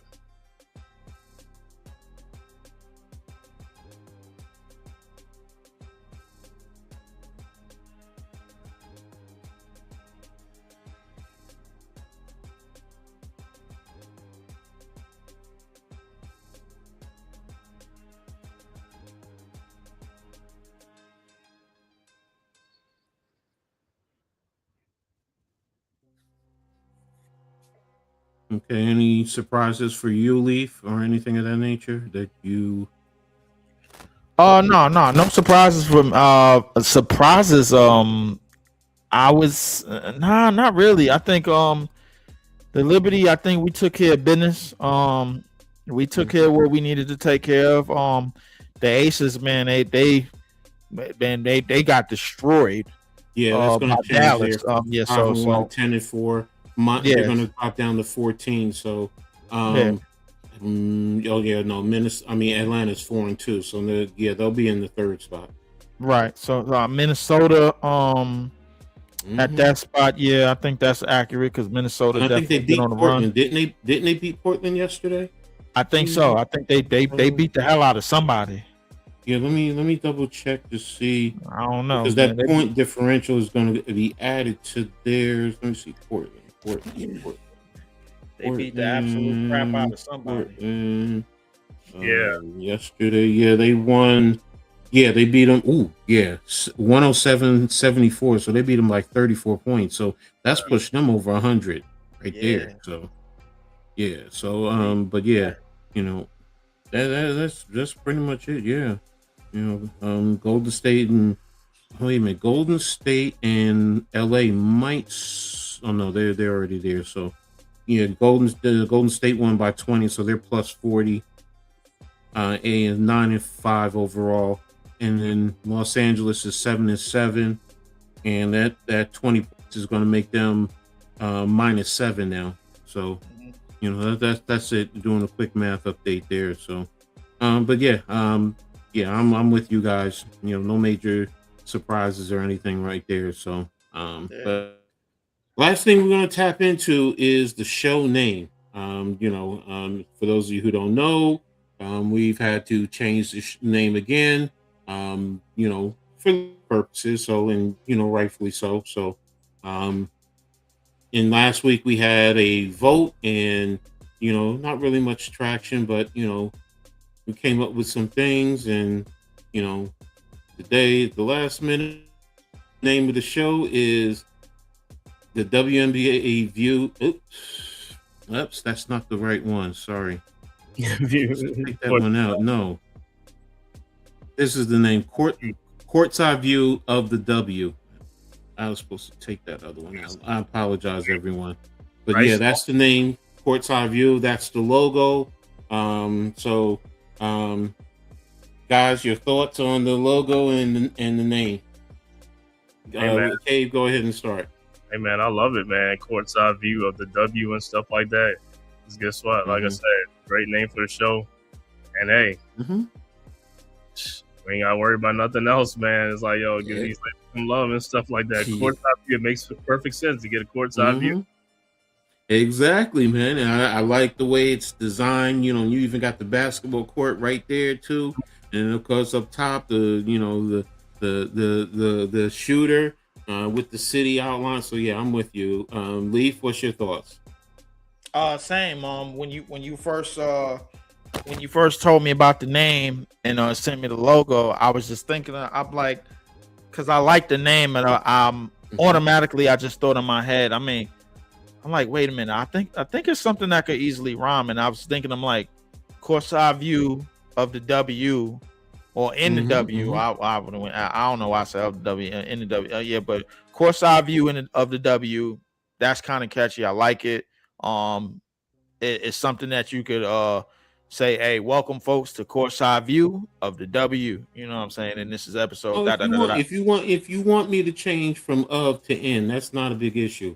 And then I can just tweak the logo. That's one small minor tweak. That's not a big issue. So, I mean, courtside view in the W. Yeah, I think in the W is cool. I think your thoughts on that? Courtside view, the W, courtside view in the W, in instead of. Yeah, in. Yeah, in. Okay. Not a problem. It's going to be done. So I'll work on that logo later on after we wait a minute, let me do it now so I don't forget. Change of to in. Change the word of. So I'm working on. I have to admit, I have these AI systems now. I'm like, I don't know what people talking about nowadays. That I ain't gonna lie. That Chat GPT, I've been on that for a while. I'm like, Jesus Christ. I'm like, damn. I'm like, oh wow. Yeah, so I'm on a couple of them. I'm using a couple of AI software, so it's like I'm only using GPT. I like Leaf is the League logo. When I seen it, I was just like, all right, yeah, this is it right here. I'm like, yeah, Leave Is the League logo. Playing with Chat it more. GPT. Shout out to Chat GPT for hooking me up with Leave Is the League. Mm-hmm. So, but yeah, I mean, everything else is fine. You know, the colors I love. You know, it's bright, it's energetic. You know, so the wording you can read, and it's very distinct. So, let me see. I'm taking one last look. Yeah, man. I mean, people in the chat, man. If you like it, you love it, man. Leave your comments. You know, on the comments, and you know, if you like it, you love it, and stuff like that, man. Comment. You know. Wait a minute. I gotta. Here, I'm gonna show you guys because it just gave me. Let me take this down and share image. Come on. I swear my computer is really acting up today and it's really starting to piss me off. Downloads. Yeah, this one just finished this up right now. So here it is, Leaf. Leaf. I'm going to be honest because I don't like where the "the" is. I'm probably going to adjust that and see if I can move the "the" next to "in." But but other than that, I mean, courts I view in the league, in the W. So yeah, we can go with that. I like that. So I'll make that final modification later on. I'm not going to forget that one. So, but we got the name set. So we good. Yeah, we good. That's going to be the new name. So, you know, and, you know, we'll go from there going forward. So, you know, that's going to be it for the ladies. Leaf, what do you got going on? Because we're gonna transition to the Knicks. So I know you don't want to be here to talk Knicks basketball. Well, no. Leaf got to be here at the beginning. He got to give his thoughts. No, he ain't going. But what do you got going on this week? Let me get my. This week, I have to set up a lot of stuff for the draft. And a lot of pre-draft stuff. Because a lot of fans is getting on my nerves. They really trying to try me in terms of where we should go and what we should do. I'm already ticked off as it is. The events that happened on Saturday night was listen, what I'm gonna say is this. I want to say congratulations to my father. Who was the first person to put a basketball in my hand. And I sat there for the better part of 30-something years. Him do the Ewan years, what is now known as the Allen Houston and the Nate Robinson years, and those players, and those were good players, but they didn't manage to accomplish what was somehow, some way accomplished Saturday night. So the only person in this world that I'm giving a congratulations to is my father. He's 64 years old this past January, and he was 11 years old 53 years ago. So he was there through in the 70s when that glory was there in the 70s with Willis Reed and them. And as a 64-year-old man, he's there now. Him and my mom, they've been together for 40 years, and they will be attending the parade, which is going on this Thursday. For those of y'all that don't know, they are rebuilding Penn Station. They are redoing Penn Station and everything in Manhattan. They doing Penn Station, and they're gonna redo MSG, the outlays of MSG again, because Penn Station and MSG kind of somewhat connected. That everybody knows. But the only other person I'm giving congratulations to is Jose Alvarado, because he's from Brooklyn, and that's that. But as far as this week go, I definitely got to get some draft stuff going. Obviously everybody in this circle that I sit in is 100,000% ticked off, as we all should be. We managed to do the calm before the storm, but the next season is already underway. You know what I'm saying? The next season is already underway. You know what I mean? The league doesn't stop for nobody. We all know the second that is over, you get right to draft, you get right to training camp, and then you get right to the off-season free agency. And that's all I can look forward to. So I definitely got to get some draft videos going, some pre-draft videos going for and some pre-nets videos going for the draft and going into the draft. So that's what I'm trying to cook up this week if I get enough time to do it. So yeah, that's me. Okay. Well, in terms of anything WNBA, because I was just looking. I mean, I don't know. I might do the Liberty game on Friday against Washington. I don't think I'm gonna do Chicago, but more than likely I'm doing the Liberty and Sparks on Sunday because, again, don't forget those are the two teams started in Los Angeles. The WNBA started with those two teams, so it's 8 o'clock on ESPN on Sunday. So I'm like 95% sure I'm going to go ahead and stream that game. So, if you guys want to tap in, everybody is more than, I'm more than happy to have everybody to come in and join us. So, Sunday but yeah, Sunday night, 8 o'clock in LA, because it's in LA. So that's the reason why. Remember, they started in LA. That was the first game. The Liberty took on LA in LA, and the Liberty came away with the win in the very first game in the WNBA. So, so be on the lookout for that. So, and fellas, look, if y'all are up to it, let me know. Send y'all the link. But I understand if you're not able to or up to it. So definitely send the link because no. The LA game should be I think the LA game I should look forward to that. The Chicago game and the Washington game, I'm kind of fringe on it. I mean, we've handled those teams, but LA game I think should be a little bit more historic view. 30th anniversary of this league. I'm very, very thankful that it's came this far. We a lot of good eras, a lot of great players, and I think it's going to be just as good for another 30 years. For sure, man. And I think LA versus New York is the thing. It's a big deal in the WNBA. I don't give a damn about the NBA, but it's a big deal in the WNBA for sure. The Liberty and the Sparks, I'll be there.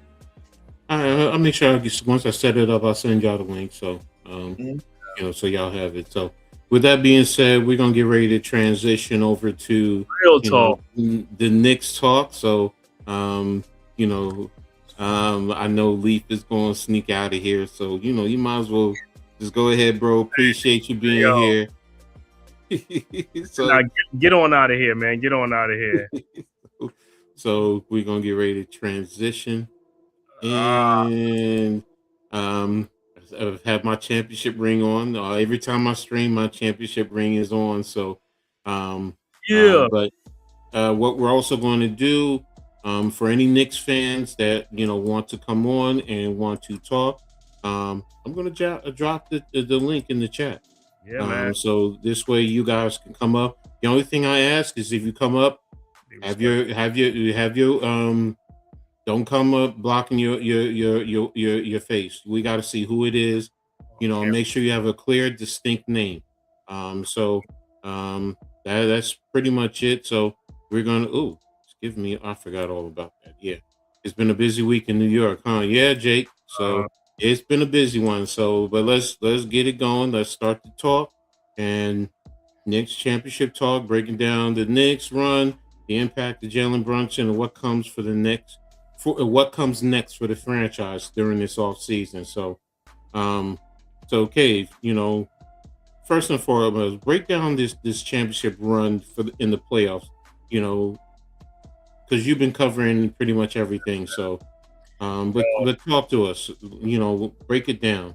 This has been a historic run for the Knicks, man, in the playoffs, man. Knicks went 16-3 in the playoffs, man. At one point, the Knicks won 13 in a row.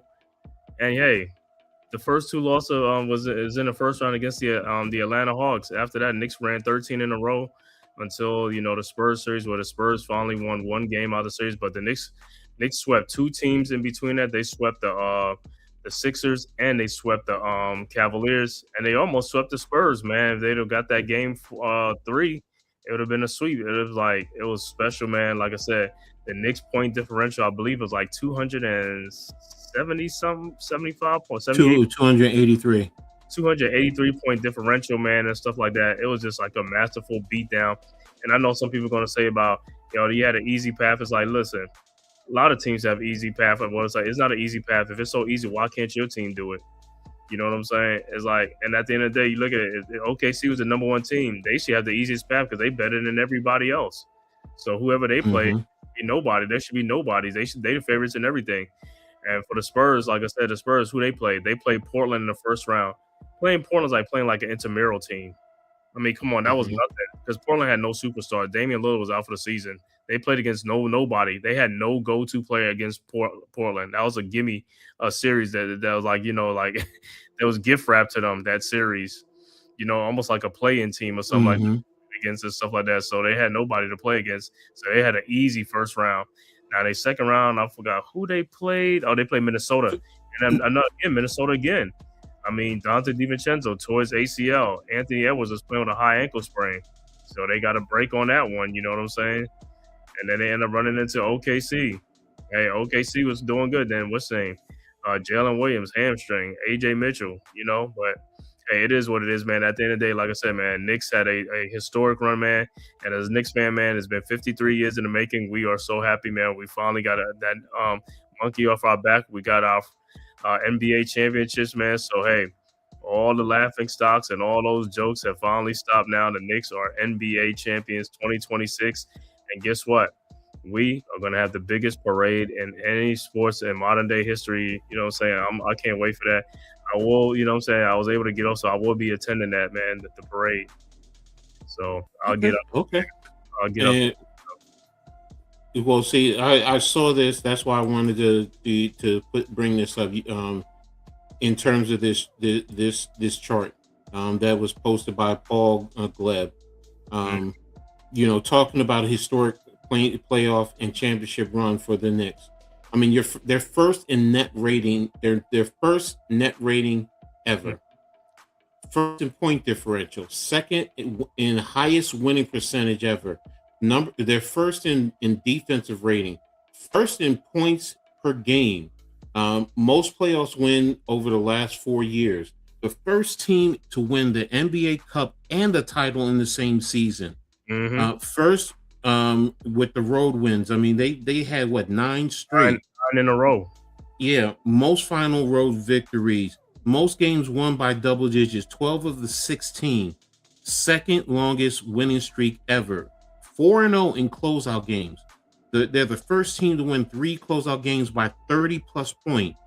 Largest lead in the playoff game is 61 points. Largest lead at halftime, 47 points. Largest lead through 3 quarters is 53. And the 4 final heroic and key achievements. 3 of the top 5 finals comebacks ever. Largest halftime deficit overcome in the finals ever. First and third player plus minus rating ever. And on top of that, they said that let me see if I can find it, because they were talking about the Knicks had the most watched. Let me see if I can find it. NBA Finals. So yeah, the top selling overall sports champion by Fanatics, and yeah, here it is by Adam Schefter. The most watched NBA Finals since 1988, largest 5-game audience since 88, 24.5 million people average, peaking at 33 million. That's 150% year over year. Yeah, man. I mean, because the haters is going to be watching. The haters is lurking and watching. So everybody want to see. They talk all that stuff. They all want to see what the Knicks. They want to see the Knicks going to lose. They want to see what the Knicks going to do. Because like I said, we are box office, man. We box office. Well, here's the other thing. You know what this also tells me? People tune in to watch the Knicks. Period. You can say what you want, and that's, like you said, that's the haters and that's the supporters. And this Knicks program, because people have talked about it, they like the players, they like the team as a whole. Yeah, I get it. You don't like the fan base. Okay, whatever. You don't like us as fans, cool. I get it. It's not a problem. But when the Knicks are on, it's good for ratings. And the NBA sees that. They know that. They see that. And look, the numbers, as they say, numbers don't lie. I mean, people tuned in. That's not just us talking. That's not us talking hyperbole or anything. That's facts. Yeah, You and know, and go ahead, Lee. I'm sorry. I'm Cave. yeah, and you gotta say, as far as when it comes to the fan base, yo, this NBA playoff run, championship run, just showed that the Knicks have the number one fan base in all of sports. No other fan base can compare to us, man. No other fan base can do what we do. We take over arenas. I mean, Mhm. we got stadiums scared to sell tickets to Knicks fans. Knicks fans travel. We travel all over the place. Mhm. Nobody else do what we do. You know what I'm saying? Knicks fans are taking over, saying they rowdy, this and that. And guess what?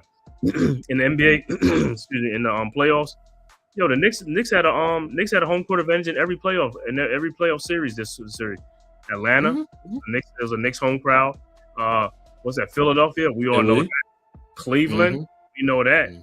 And San Antonio, which people were surprised, we took over that too. Knicks fan base took over. Mhm. And like I said, when you have the fan base that does that, it puts the home team in an uncomfortable position. That's what they was feeling like. They're like, they at home and they getting booed and all that stuff. So these guys are just like, yo, what's going on? They're like, they really can't, they kind of confused. And that's what we do, man. It's like, hey, we take over arenas and stuff like that. And guess what? It makes the Knicks feel right at home. And that's what they're going to do. They're going to go over there and take over your home arena. And to everybody who say it ain't going to happen to my arena, guess what? Coming soon at an arena near you. The Knicks fan takeover is coming. We take over any arena in the NBA. It's not off limits. And then, like I said, you already know we coming. Next year is gonna be. If you think it was bad this year, wait until next season. After Knicks don't win the Mhm. championship, wait until next season, man. When he said them New Yorkers gonna be popping their collars all over in every arena and stuff like that. And like I said, the one arena people are talking about is Boston. Yeah, it's coming too. Boston is coming because, like I said, we're ready, bro. The only one, I'll be honest, I wonder, is LA with the Lakers, because they do sell out. They do, but I do wonder, with the Lakers, if they're not winning, if they sell their tickets, because that's the other thing. It goes with fans selling off their tickets. So yeah, I'm with you. Knicks fans will gobble those tickets up real quickly. Oh, Oh I yeah. could fly to LA, watch the Knicks and the Lakers, and have a little mini vacay in LA. Yeah, but if LA is winning, then it's a different. They'll keep their tickets, because you know what, they got all those Hollywood glitz and glamour. They're throughout the. They're But like the Knicks. They're like the Knicks. Hollywood. You know. yeah, but that team ain't as strong this year. Like it's a No, and that's why I said, if they're not winning, and especially if LeBron James leaves. I mean, you got Luca, but if LeBron James leaves, mm, it's going to be interesting. So I'm with you, bro. I'm with you. You know. I'm gonna say this: with the Knicks winning this championship, I don't even care about LA or Boston. Is gonna be the takeover. It's coming for those two. They're gonna try to make them. They're gonna try to prove a point. If the Knicks are good, they're gonna try to prove a point. The Knicks fans don't care. They don't care. They already talking smack already. Like I said, Boston and LA, you guys are next up because, like I said, we haven't really got this because the Knicks have been bad, but now the Knicks are up. They coming, bro, and we ain't even worried about it. Quick update. 2:45. Indiana's up 104-82. And Wow. so in the fourth quarter. So they're putting it on. So, but getting back to this now, talk about the impact of Jalen Brunson throughout this playoffs. Man, Jalen Brunson, like I said, man, hey, we saw the things on Twitter, ESPN, like when he first signed him and all that stuff, all the naysayers and stuff like that was all down on Jalen Brunson. It was like, this is the guy you signed. I guess you just guys have money to just give to a guy because you can't get the players that you really want, like KD, LeBron, these other players and stuff like that, man. But hey, Jalen Brunson has been a godsend for us and all stuff like this. It's like, yo, much props to Jalen Brunson, man. Like I said, he came here when nobody really wanted to come here, took that pressure on his shoulder, and he has more than delivered and stuff like that, man. He has made a huge impact for the Knicks, man. Like I said, when he got here, the Knicks, yeah, they had Randall, Barrett and stuff. They was when they went to the playoffs and stuff like that. But he's turned the trajectory of the Knicks around and stuff like that. We're no more laughing stock. And hey, according to Becky Hammonds, Becky, we do got a 1A guy on our team. You can say what you want to say. We got a 1A guy. He showed you. And guess what? The little guy, and I'm gonna say this because I ain't gonna say I'm a little guy and stuff like that, but hey, I have more respect. I have always had more respect for the little players in any sports and stuff like that because I always feel like the little players, they always 95% of the time they're playing against players way bigger than them, and these guys are still performing. They still but the big players, like I said, just like I said with Wemby, I don't really respect this game because, like I said, he's not playing nobody his size. Every game he has an advantage over every single player he plays against in the NBA. How does that? It's like how's that? It's like we're praising a guy because he's 7'5" is like, if you take away his height, what else does he got? You know what I'm saying? What else does he got? And it's like, and he's 7'5". There's not too many 7'5" players walking around, so he's gonna have the advantage over everybody. So you really can't see. That's why I really wish he was. I really wish he was in like the era with the centers and stuff like that, so they could dominate and see if he could really dominate these guys and stuff like that. And today's NBA is not like that. It's not too many center positions. Not really which goes stretch fives and stuff like that. So, but with Jalen Brunson, like I said, man, huge impact. And hey, you got to respect the guy. I mean, if you I don't even care, you hate the guy, you don't like. You got to respect the guy who leaves $113 million on the table to get this team first. No other superstar will do that. Leave $113 million on the table. I don't know any superstar that have ever done that. That leave $113 million so that we can get more people to come and help him win a championship. And like I said, now he's eligible for a 300 some million. Give him to contract. He deserves it. I mean, I ain't even got no gripe over it. I won't even bat an eye. Just sign over the check. You know what I'm saying? That dude has delivered us a championship 53 years in the making. And how much money did we win? How much money did we make in this playoff run? Well over what? $500 million, $600 million in this playoff run. If the Knicks have been having playoff runs like this for the last 10, 15 years, we will be the most valued franchise in any sport. More value than the Cowboys, the Yankees, the Patriots, anybody. This one run right here is like, it just shows you how much money the Knicks can make if they were going to be perennial contenders year in and year out and stuff like that. But Jalen Brunson, like I said, he has way more. He has outplayed his contract. He has way, earned the value of the Knicks way more than he got paid. I mean, he's getting paid peanuts and stuff like that. If you really want to be keep it 100, But like I said, gotta respect the guy who leaves $113 million on the table. That's unheard of in any professional sports and stuff like that. So you can already tell. You can tell the character of the guy and stuff like that. And guess what? And all he has ever done is prove doubters wrong. He's proven everybody wrong, and he's going to keep continuing to prove people wrong because guess what? Everybody going to keep on hating. They're going to keep on saying, yeah, but it's always a but, you know what I'm saying? But guess what? It's always a but until you got to face Jalen Brunson on the court. Then what? Then he turns out to be the best player on the court, even though your favorite guy, everybody got their favorite guy until he faces Jalen Brunson and it's like, oh, what happened? You know what I'm saying? Jalen Brunson has done something in terms of basketball, but sports in general. He's put a big emphasis on fundamentals, understanding the fundamental aspects of the game. A lot of guys rely on talent, and don't get me wrong, talent is important in the game of in all sports. So I don't want to I'm not trying to discredit that, but he's shown you, he may not be as tall as a lot of the guys out there, but he's very fundamentally sound. Number one. Number two, he understands angles. He understands how to attack you, in a certain angle, which is to his benefit. So, and it doesn't matter whether it's Wemby at 7'5", the tallest guy in the league, or another guard who's the same height as him and probably quicker than him. But he knows how to attack you. He knows how to put you at a disadvantage, and psychologically, it wears on you as the opposition because Jalen Brunson is mentally strong. He's probably the strongest mentally in the league, So, and I'm a big proponent of the mental aspect of the game, studying the game mentally, and seeing how you can attack the opposition. What are their strengths? What are their weaknesses? And how you can use that to your advantage. So he does a great job at that. So, and I forgot who was talking about it, but they said a lot of kids now. They're going to relate because when Steph Curry came out, a lot of kids related. Why? Because they said, I'm not big and I can shoot the basketball. But what is Jalen Brunson going to do? He's going to teach you about taking angles, your footwork, dribbling the basketball, how to use the dribble to set up your opposition. Yes, he leans into him. He bumps people, but he doesn't always extend his arm. He uses his body. Why do you think Kirk calls him Big Body Brunson? It's not only because of his play, but he knows how to use his body and bump a defender off just to get that space, because that's all you need.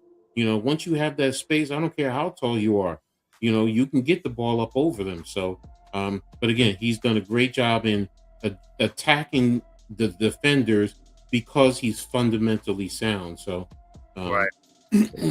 now, Another point I was making is like, they always talk about with Brunson is like, like when you go up against Maxi, Maxi's gonna do this, and it's like, so why Maxi don't guard him on the other end? They always put a bigger guard on. It's like I always find that so they like everybody want to guard Brunson, but then on the other end is like they want Brunson to guard them, but on the other end they want to throw like a 6'7" dude on him, a 6'8" dude on him, and stuff like that because they don't. Guys who is this size is like them guys they gonna get eaten up. Exactly.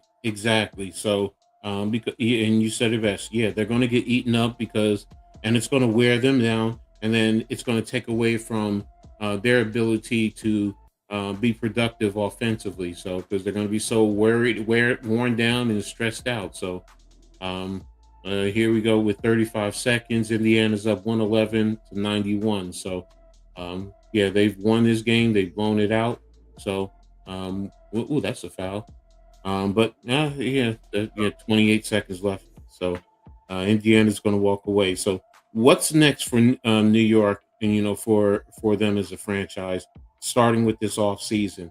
What do you think is most important for the off season for New York?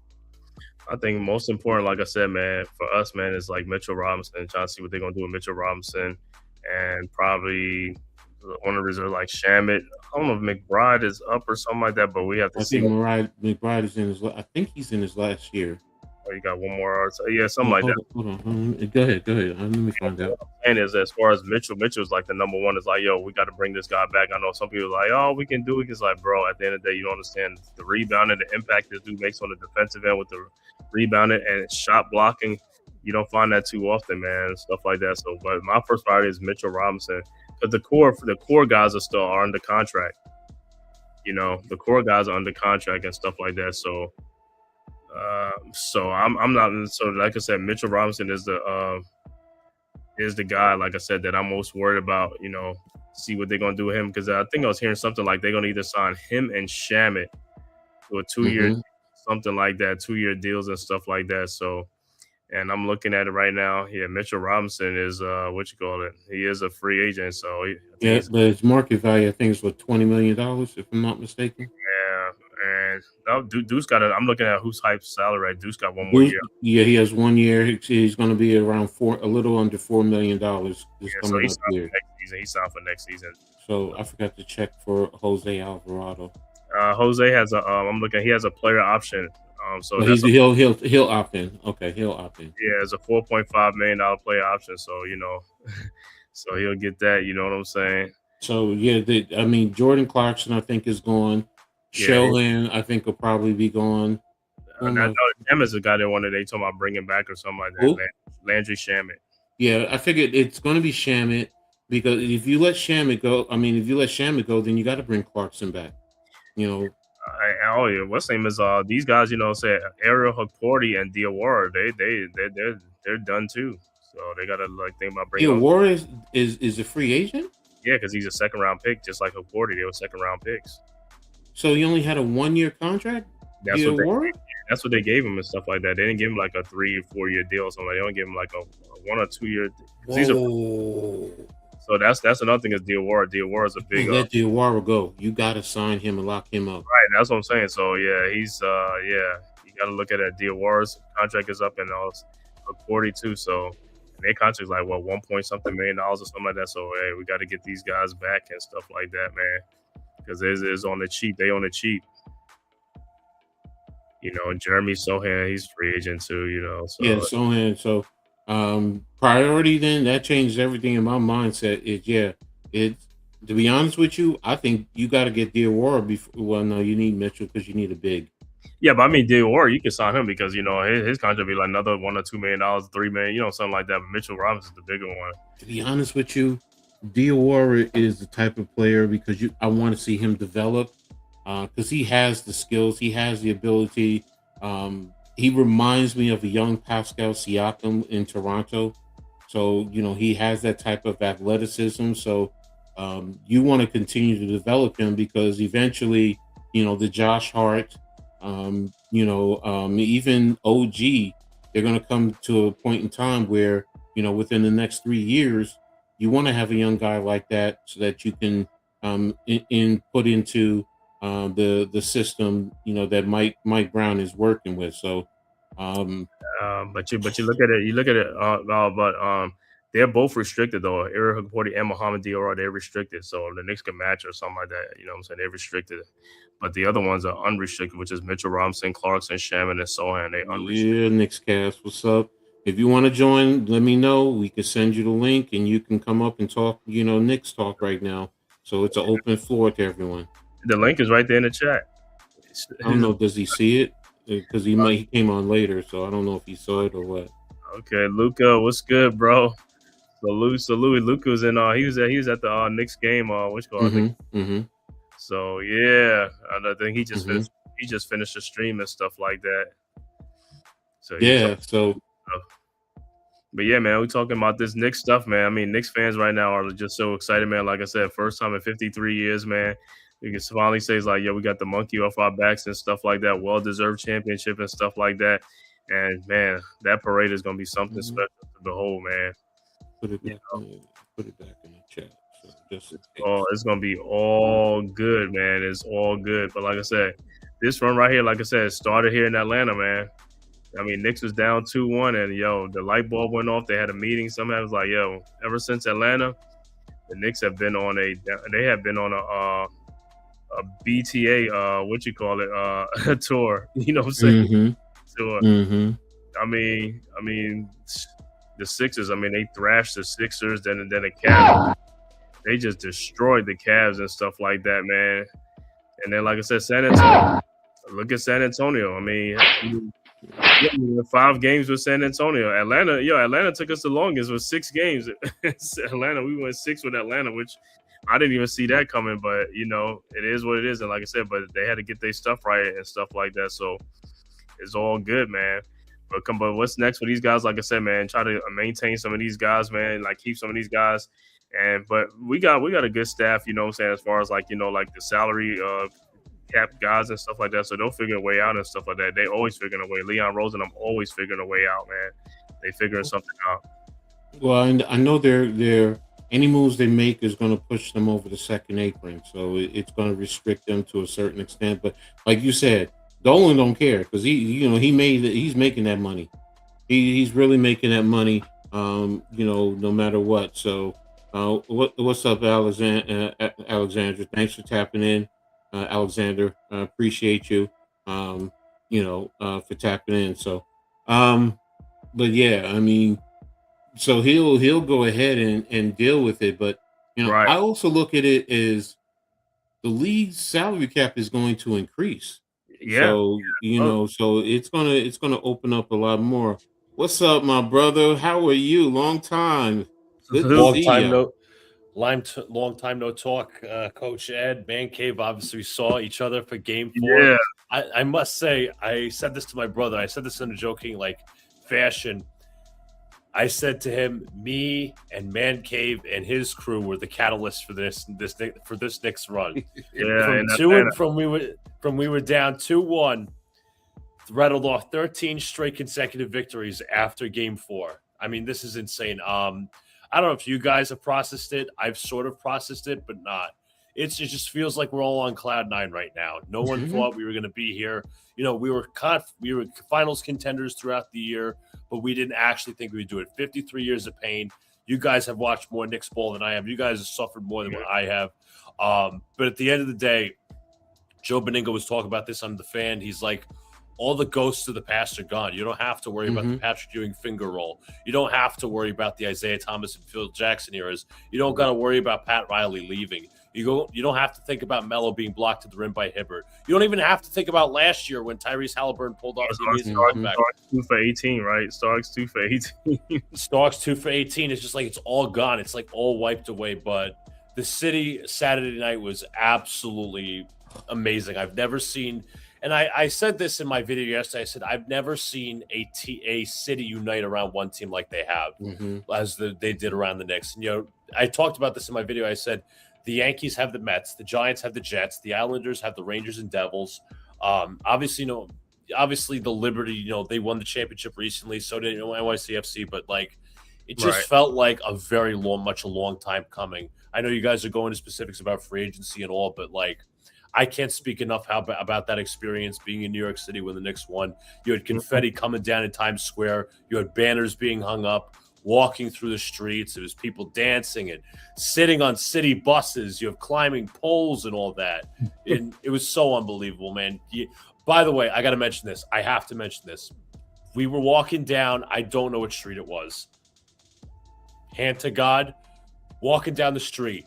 And we crossed the street. Everybody starts cheering. To my left comes Larry effing Johnson from Radio City Music Hall. Larry Johnson came out of nowhere. He was completely unguarded, and I dabbed him up. My friend dabbed him up. Everybody was around him. It was insane. I was like, who's this dude with white hair? I'm like, oh, my God, that's Larry Johnson.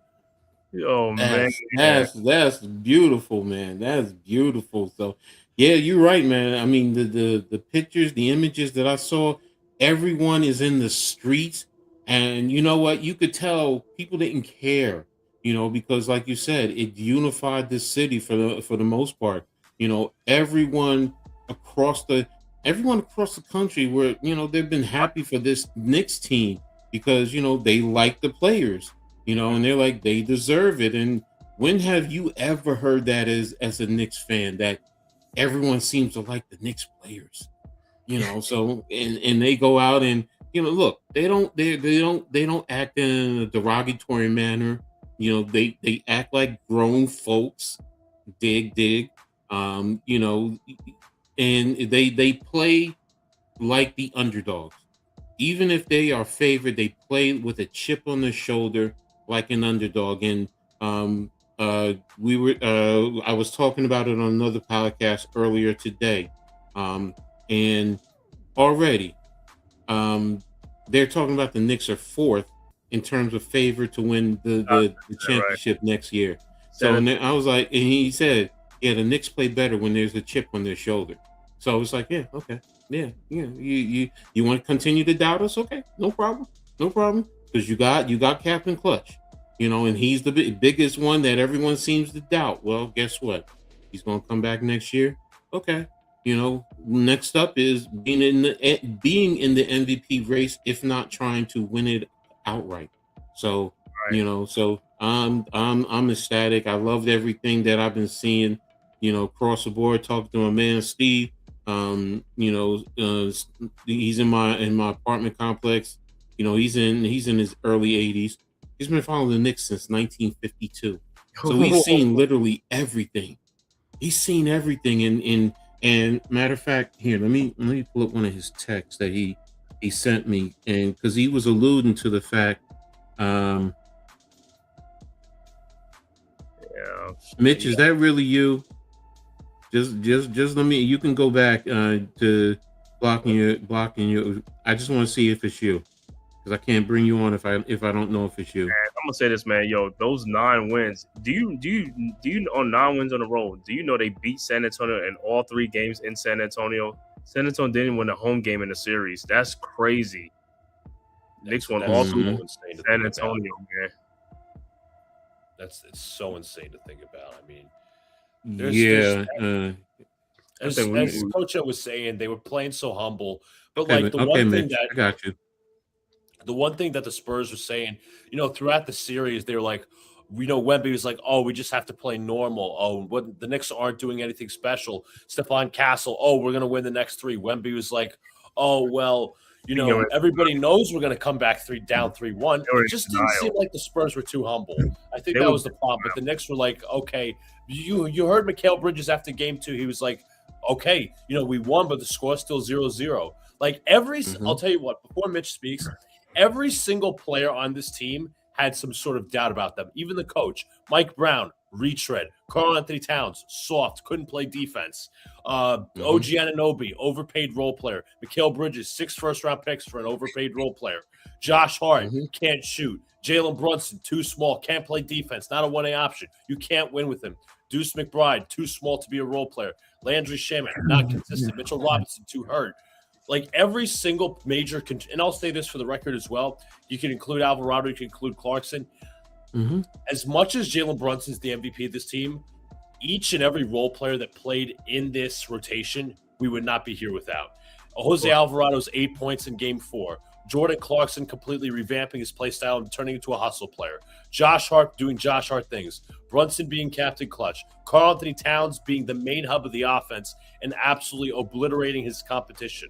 You have Mikal Bridges had a phenomenal postseason run after his struggles in Game 3 of that Hawks series. I mean, you could just go up and down the list. I mean, it's an unbelievable. And if you guys didn't see this, I want you guys to right now go on Google, look up Jalen Brunson. It will say suggested. Captain, did you mean Captain Clutch Brunson? It's an actual function on Google. I saw that. Wow. My friend All took right, a Mitch. picture of that and sent it to me. I'm like, do I really need that right now? Mitch, what's good, Mitch? What's good, man? I haven't seen you guys in a while. How you been? It's been Hope good, that's man. just been you. We're happy, man. Good. We're happy, man. We're happy. I'm happy for you guys. That's the thing. Coach, do you remember when Mikal Bridges was on the Brooklyn Nets? And I was like, Coach, watch. You guys are going to trade for Mikal Bridges. Yeah, you did. You did say that. You did say that. And I was just like, nah, the Nets are not going to trade him to the Knicks. And lo and behold, it was just like. You know why? Leon. Because Leon Rose is close with Brunson. He's closer with everyone. So I just knew that it was going to happen. And I was shooting hoops in my gym today. And on our court, it says Rose Family Court. Because he's from our area. And he's sponsored there. It's like, oh, and I'm like, oh, I got to shoot this every time now. I got to see this every time. Crazy. So here's my message that I was talking about earlier. He said, the most amazing, important individual performance in Knicks history. Been watching them since 1952. Leon Rose put this team together with only Mitch as a draft choice who contributed. Think about that. I mean, that says a lot. That says a lot. Like you said, Luca, retreads across the board. From the head coach all the way down. Got to give Dolan credit because I've always been hard on him. Giving Leon Rose the keys to the court and backing away and letting him do it. First of all, hiring an agent with no experience at doing this job, and then letting him run this program. And the other thing, look, we've killed him. Many in the media has killed Leon Rose because he doesn't come out and speak. He speaks one time a year, but he doesn't want to cause distractions. And guess what that does? It's shown you it's effective because they don't have to worry about what the GM says and then answer those questions throughout the course of the season, except for one time in the beginning in the preseason when, they all say the same thing, but during the regular season, everybody, he needs to come out and speak. No, he doesn't. And he has a championship ring behind it to sit here and say, I don't need to come out and speak. I need to speak to my team. That's what I need to speak to, and I need to speak. He'll speak to his sponsors and all of that behind the scenes, but doesn't need to come out because he doesn't want to be a distraction. And I agree with it now. I agree with him. I'm not buying into the narrative that, the GM needs to come out and speak every time, especially, when things are going wrong, because everybody in the media wants to dig at the negative as opposed to, just let everybody play his course, because that's what this team did. And through the course, they've gone through the ups and downs, through the adversity to get to this point, because they wouldn't have gotten to this point without last year with Indiana, and the year before that. It's always progressing. It's always improving. So, and you reach the pinnacle. So there you go. So what's up, Tyrone? Thanks for tapping in, brother. Tyrone, did you guys get a chance to watch James Dolan's speech to the team prior to the playoffs? 15 minutes. Check it out on a Roommate Show. Exclusive speech from James Dolan speaking to the entire team about sacrifice and what these next 10 weeks mean. I know, we're not the biggest fans of Dolan, but it sounded like it actually came from the heart. I mean that entirely. He's as much as he's made a bunch of screw ups in the past, he's very much responsible. He's a fan. He's a fan at the end of the day. He's not like just a businessman or whatever you want to say, that dude actually cares. That dude actually wants to win.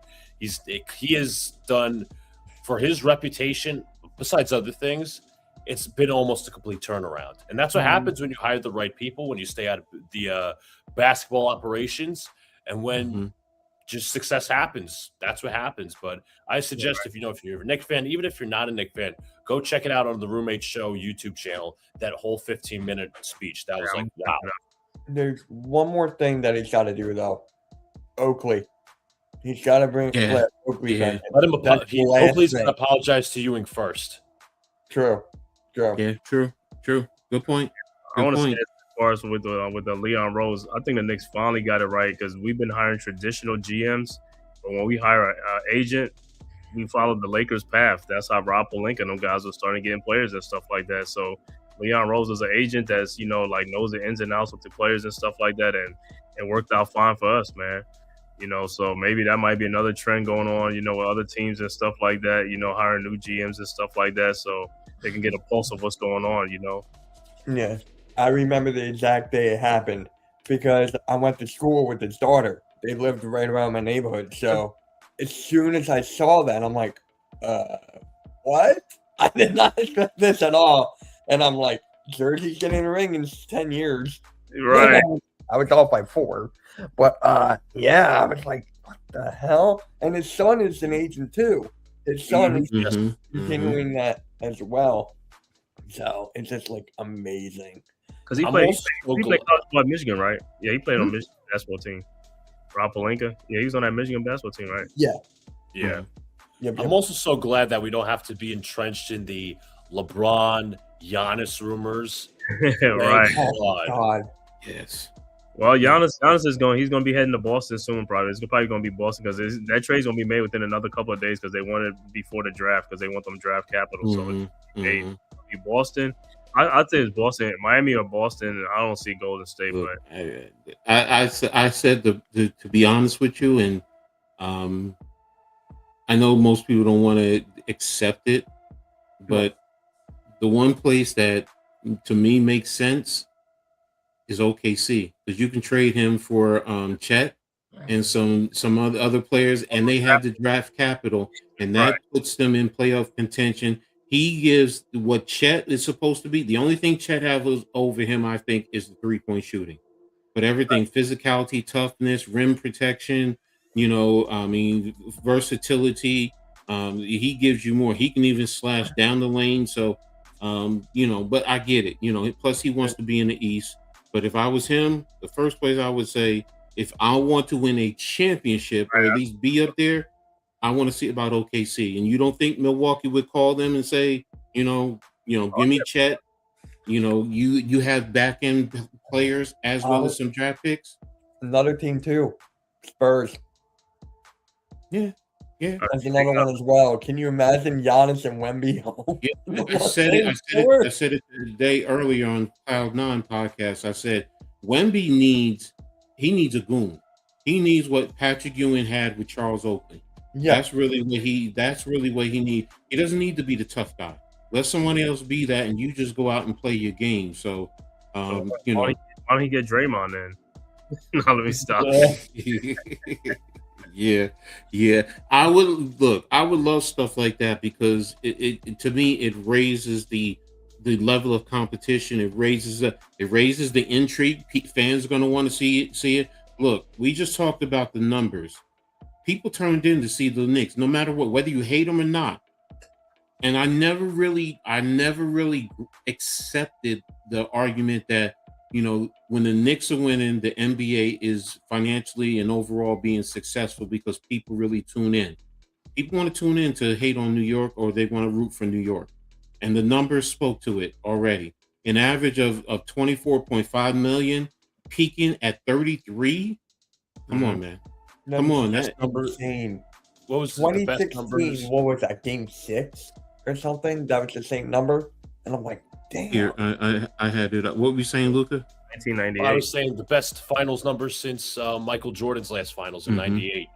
And also as well, I mean, there were discussions of this. Milwaukee talking to Minnesota about possibly trading Giannis there, but I don't think Minnesota has the capital or the players. Yeah, or the I don't players think they have want the to trade.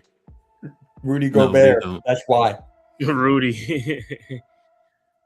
Yeah, here it is. Adam Schefter posted it earlier.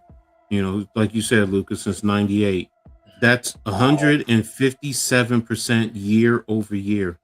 That is insane. So, and that was Saturday, I think. Yeah, Saturday. That was on Saturday. So, that's crazy. To me, that's it. What is the Super Bowl average? Does the Super Bowl averages? I'm pretty sure it averages like that because everybody's watching Super. They tune into one game on that day. Yeah. So I'm trying to think. So, but yeah, it's this whole turnout has been crazy, man. I just loved every aspect of it. Where was it? There was the other one. Yeah, Fanatics top selling overall sports champion ever. That's crazy right there. In terms of Fanatics. They say their Super Bowl average is between 120 and 127 million U.S. viewers. Oh, okay. This is the only game on. That's true. Yeah, that's true. So, but yeah, the merchant, and I do want to get that jersey. I've been looking; they just don't have my damn size. I'm like, y'all don't make it for us, sexy fatty. We're gonna get it. We're gonna get those, man. Yeah, I want that T-shirt, man. Let me ask you guys this: we're gonna talk about this on the Pick and Roll tomorrow, Coach. Mm-hmm. Brunson, where does he rank now? Because telling you he's up there now. I've seen 6. He's out. He's high on Rushmore. He's on the mountain, man. He's on the mountain. Are you talking about with the Knicks or in the league? No, I'm talking about an NBA right now. Oh, the NBA. Oh, okay. I've seen him 6, 5, 6. Fine, I'll do it 6, 7. Damn. I think it should be around 6 or 5 because of course you're gonna have SGA, Giannis, Joker, and who's the other one? Luka Doncic. Luka. Luka's all right, but Luka, like I said, he got to get me to a championship or finals or something. Luka hasn't done it. Wemby's still up there for me. No matter how bad it looked, he's still up there for me. Look, I said it before. Wemby is not the best player on the Spurs. I'm sorry. Wemby's I'm being a homer. Dylan Harper is the best Spur right now. Sorry, he is. He's a homer. I'm not being a homer. No. I'm not being a homer. I'm being straight up. So, but no, I get what you're saying, Mitch. As far as Wemby, it's what's turning T-shirts only went up. It only went up to 6. You got the same problem, bro. I'm with you, man. Because I need me a nice 4 or a 5X, man. Because I like it loose. I don't like it. 2X is not. That's like me on one of my arms, man. Come on, man. I think with Wemby just got to do a lot more, man. He's just got exposed in this final. I know he's still young. He got to get in the weight room. I don't know what is the thing with these guys. They don't want to get in the weight room. They got to get stronger, man. Him and Chet Holmgren, them guys are weak. Wemby never wins the big one. He never did. In France, he never won the big one. The Olympics, he lost to Chet. And then now this. The under 19 and the big one. Well, he's gonna have to. He's gonna have to. Just like they gotta. I know. And he doesn't have a go-to move either. He doesn't have a go-to move.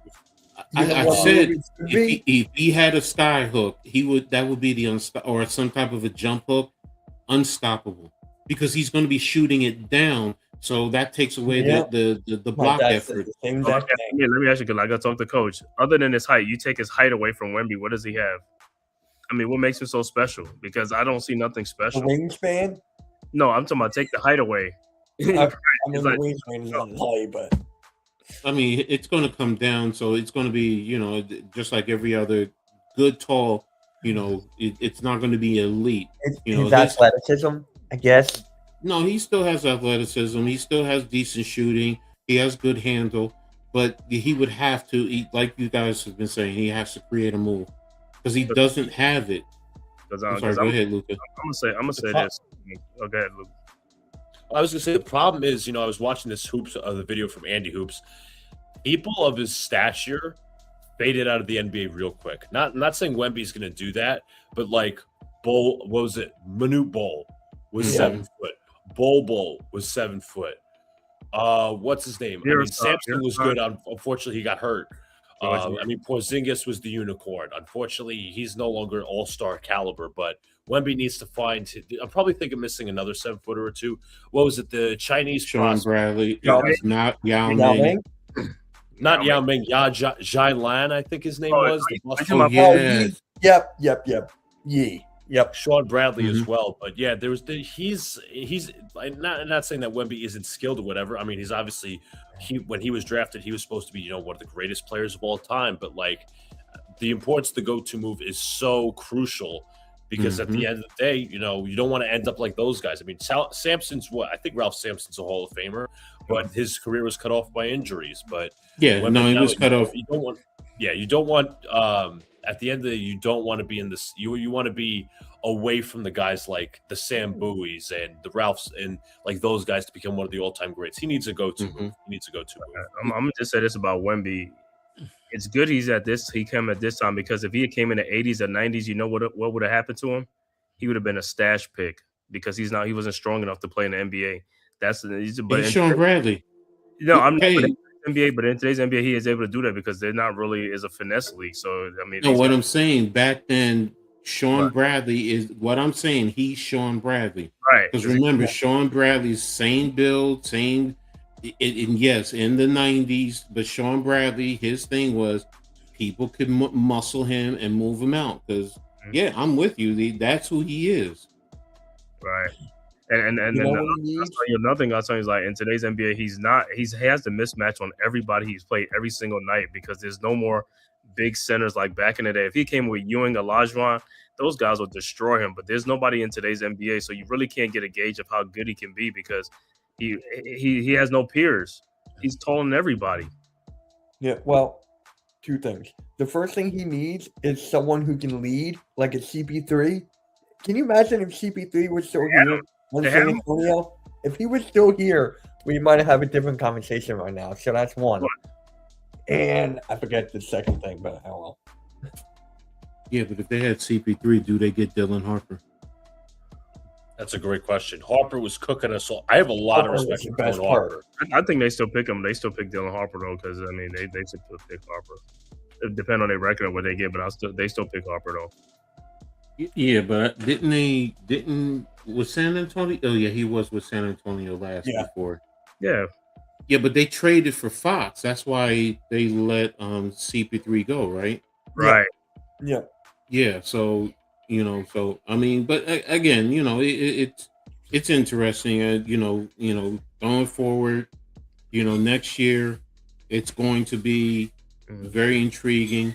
I do want to see, like Cave said, which I didn't know about Diawara. I thought he was under contract. To me, it's him and Mitch. I mean, I get Shamet. I need Diawara back. Oh yeah. You gotta get him because he's someone that you can develop, and if you develop him right, I'm like this. You can move Josh Hart to the bench, and you can put him in there in the starting lineup because that gives even more defensive versatility, length. Because Josh Hart is 6'4", but he's 6'10", 6'11". Yeah, 6'10", 6'9", 6'10", somewhere. So it's like, to me, he's past Dadier. So that's why I'm like, what, Dadier, Jemison, if you want to say he's even past Kolek to a certain extent, Kolek is still a point guard. So that's why, to me, he's still important. Even though Alvarado is going to probably pick up his player option, you still have Kolek, Young, and he played left-handed like Brunson, former Big East player, same size, kind of plays the same way. Brunson is a little bit more effective in his three-pointer and pull-up game, but the point I'm making is you have young players that you can develop and allow them to still contribute and play with the core. And Diawara is that one of those guys. You mentioned how Cordy is a free agent. So it's like, all right, well, if Mitch goes, then you got to bring him back. But on the flip side, you still got the 3 draft picks.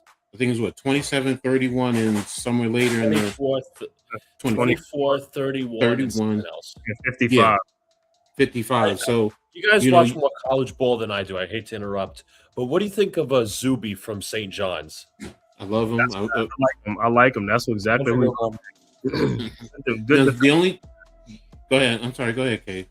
Good defensive. He's a strong player. He's about 6'7", 6'9", somewhere Yeah, around. that's where I was going. He's 6'7". Yeah. So yeah, he's 6'7". You know, first of all, he played at St. John's, so you know he can handle the city. He's not afraid of it. You know, he has a good game. You know, he's a good rebounder. He's tough. So you know, I know they talked about him at 31. So, and I know they talked about another center at 24, possibly. So it's like, that's why I'm saying, you know, if you lose Mitchell, you know, I mean, that frees up money, but you know, it's like, okay, does that also mean you still have to bring back Hokporty, or are you going to go completely with a young guy to be behind Karl Anthony Towns? So, because that's the biggest concern. That's my biggest concern. I'd rather at least Hokporty did show me something. Mitchell, great offensive rebounder, you know, can block the shots, can move. He can give you the alley oops, you know. So you know that's good there. But his free throw and lack of a true offensive game concerns me, you know. So Hokporty, at least you can't worry about, you don't worry about him, you know, teams doing a hack-a-Mitch type of deal with him. You know, he might not be as athletic, but he can still give you a level of physicality, and he played fine. He wasn't afraid when he went in there in the finals. So yeah, but see, the thing with him is when he play against like Embiid, he's gonna get overpowered. I know. He's gonna get overpowered, and that's part of the problem. That's just one player. That's why I'm looking at it, you know. But that goes back to, you know, what do you do with Mitch? You know, are you I think they're prioritizing Mitch, but it's like, okay, well, you know, then if Hokporty's going, then that's where you draft the young guy, the young big, also to fill his role. Yeah, because at the end of the day, these other guys can't do what Mitch do. The offensive rebound, they can't rebound like this dude, man. Yes. You don't How many years has Robinson been with you guys? 8. 8 8 years. Wow, it doesn't even feel like that. And you remember when he first came? I mean, Embiid was toying with him like, because he used to be so skinny, but then he woke up.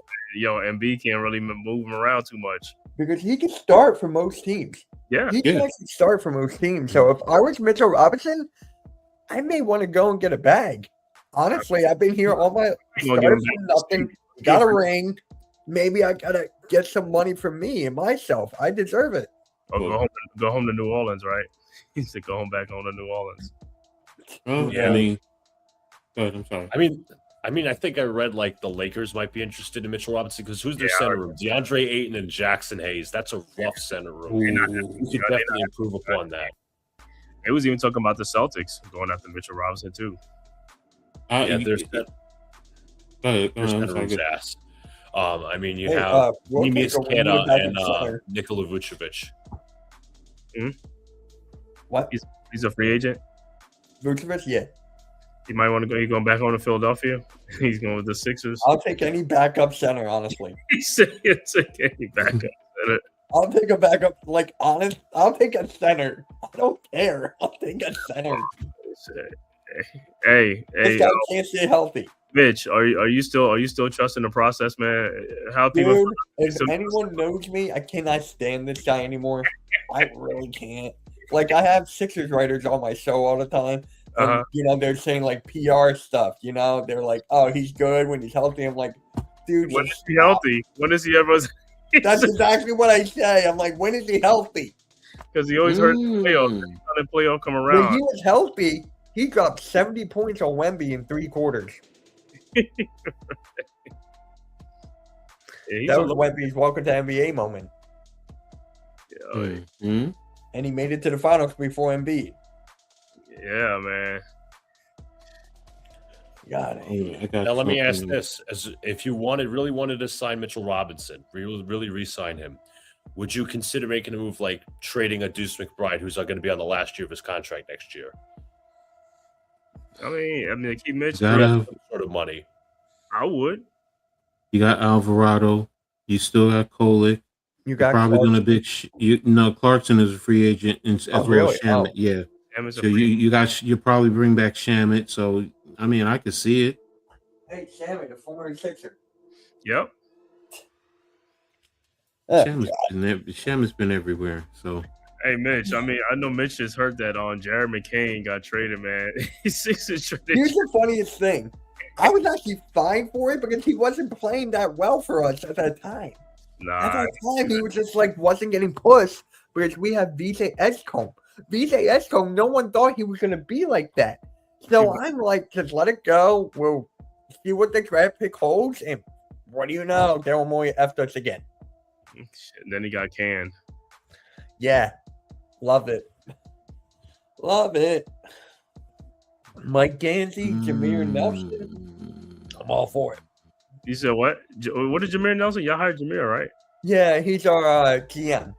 And Mike Gansey's our president of basketball operations. Jameer's the GM? Yep. Wow. They're finding Ellen Brand another spot in the organization. He been reassigned? People forget we still have Ellen Brand. People still forget. That's right, you do, yes. Yeah, what about the other guy? Colangelo. Ryan Colangelo. Burner account, please. God, I hate my franchise a lot. Somewhere Sam Hinkie is like, hey, can I come back? I would take him back. I would. I don't know about anyone else, but I damn would. All right. Got something I'm going to share with you guys. Go That's why I was just surprised. Here it is. This is on CBSSports.com. Title is NBA offseason bowl prediction. Stars on the move. So, Jaylen Brown, yeah. Right off the bat, Spurs trade De'Aaron Fox. I'm not surprised. Everyone pretty much. LeBron joins the Warriors. What? Wolves add a big name point guard. De'Aaron Fox. Jaylen Brown done in Boston, which we thought. Minnesota wins Giannis sweepstakes. Wow. Wizards make a surprise number one. Pistons trade for Trey Murphy III. Hold on, go back to the Wizards. Who they gonna pick number one as a surprise pick? Okay, yeah. There's so many options. I was just getting the titles first. I think they might take Boozer. Favorite to go is Darren Peterson. It's a top scorer. There's a lot to do with it. There's nothing. I said Darren Peterson. For what is worth, Darren Peterson's the number one person on my book. Yeah. It looks like they're saying Peterson. You know, he's thinking Peterson is going to be the one. So, yeah, okay. So, but anything else surprise you there? Because what surprised me was this one. I think Mitch, you just said it. What? Mitch, you just said it, right? Giannis to Minnesota. No, that was actually Luke. me. That was him. I said Giannis. Oh, that was Luka. Okay, yeah. Yeah, so, it says, let's dive into a different hypothetical Wolves blockbuster. Giannis trade cycles dominated the NBA rumor mill for months. We will finally get some resolution. Okay, if the Bucks are smart, Dylan Giannis before the draft might be the right. This year's class is one of the deepest. The Heat Celtics have been viewed as I think one thing about this is Anthony Edwards going to be able to take the fact that Giannis is going to be the number one. Is Anthony Edwards going to be like, whoa, what the hell? I'm number two now? Well, guess what? He don't want to be the face of the league. So I don't think he. Yeah, after what he did in the playoffs, I can totally see that. And Giannis is a Hall of Famer. So once you got a Hall of Famer, he's over you now. He's a Hall of Fame player. Yeah. Yeah. Rudy Gobert and Giannis, it makes sense. So that's actually kind of funny. My question is, why would Jaylen Brown be done in Boston if they're not getting Giannis? Because they just said that if, Giannis will be in Minnesota. Maybe it's part of a 3-team Giannis deal. Here they're saying it's hypothetical because that would be the Bucks want. Maybe it's something else, but my gut is telling me Brown is done in Boston. There's just too much smoke with Giannis rumors and Brown ongoing. Winnie homage to Rodney Dangerfield. I get no respect. But he's a great player. Someone will want him. I think the Celtics are ready to give up on him. I think that might be the big point right there. The Celtics are ready to give up on him. Yeah, After what happened this offseason and after what happened in the postseason, yeah. yeah, but I think like in order for them to get rid of Giannis, has to be in Boston. It's just no way they just get Yeah, get rid. yeah. Well, I mean, if you do a 3-team where picks are included and other players are included, it's a possibility. But yeah, I do think for the most part, I think Giannis would have to. I mean, would have to go to Milwaukee. Why wouldn't Milwaukee want him? And then why wouldn't he want to go there? Because he would have his own team. Well, they said it was going to be a 3-team trade with Golden State. Yeah. Jaylen Brown will go to Golden State, and Giannis will go to Milwaukee, and then they get a treasure trove of draft picks between those teams. Man, if you put him Brown with and he's from Cal, he played at Cal too, so it's like being home. When he played at Cal. Yeah, so I mean that would be deep. That would be deep. So, but anything else with the Knicks for the franchise going this off season, other than just enjoy the celebration and what are their rings going to look like? That's the ring. I must say, tomorrow, hopefully, I'm getting it because Sunday afternoon was my flight. Obviously, we're celebrating Saturday night and all. I was like running around LaGuardia Airport. I'm like, where's the New York Post? Where's the New York Post? Where's the New York Post? I need the back page. So luckily, I was able to order the Post online. And tomorrow, I think the back page of the Post with the Knicks champs thing as the back page is supposed to be coming to my apartment. So I'm going to hang that somewhere. Okay, man. I didn't even think about that. I didn't know you could order it. So you can, you could order it online. Maybe I might do that.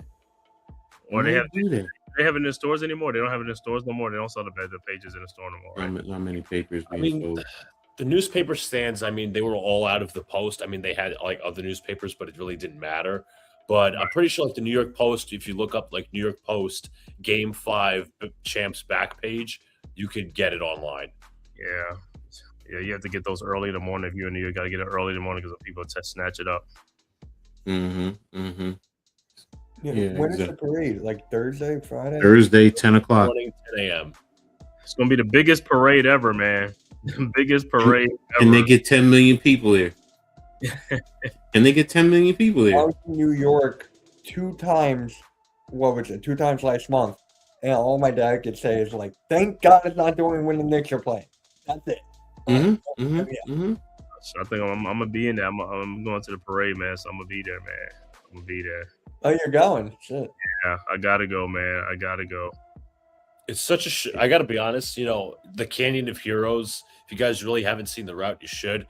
It's somebody suggested this that they should go through all 5 boroughs. That's probably impossible, but it's a bit of a short parade route for how many people are going to be there.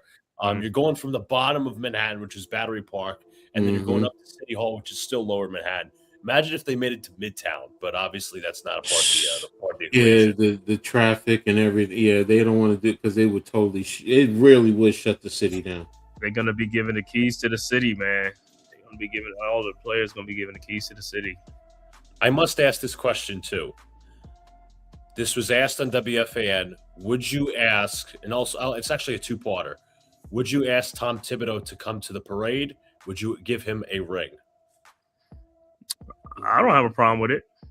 I don't have. What about DiVincenzo? I feel so bad for that guy. Yeah, Devo. Yeah. I feel so bad. I guess it's more. Would Tibbs come? Because you can invite him, and would he say no? I didn't win the ring, so no, I don't want the ring. But I mean, that's a great thing to do. I mean, I respect it.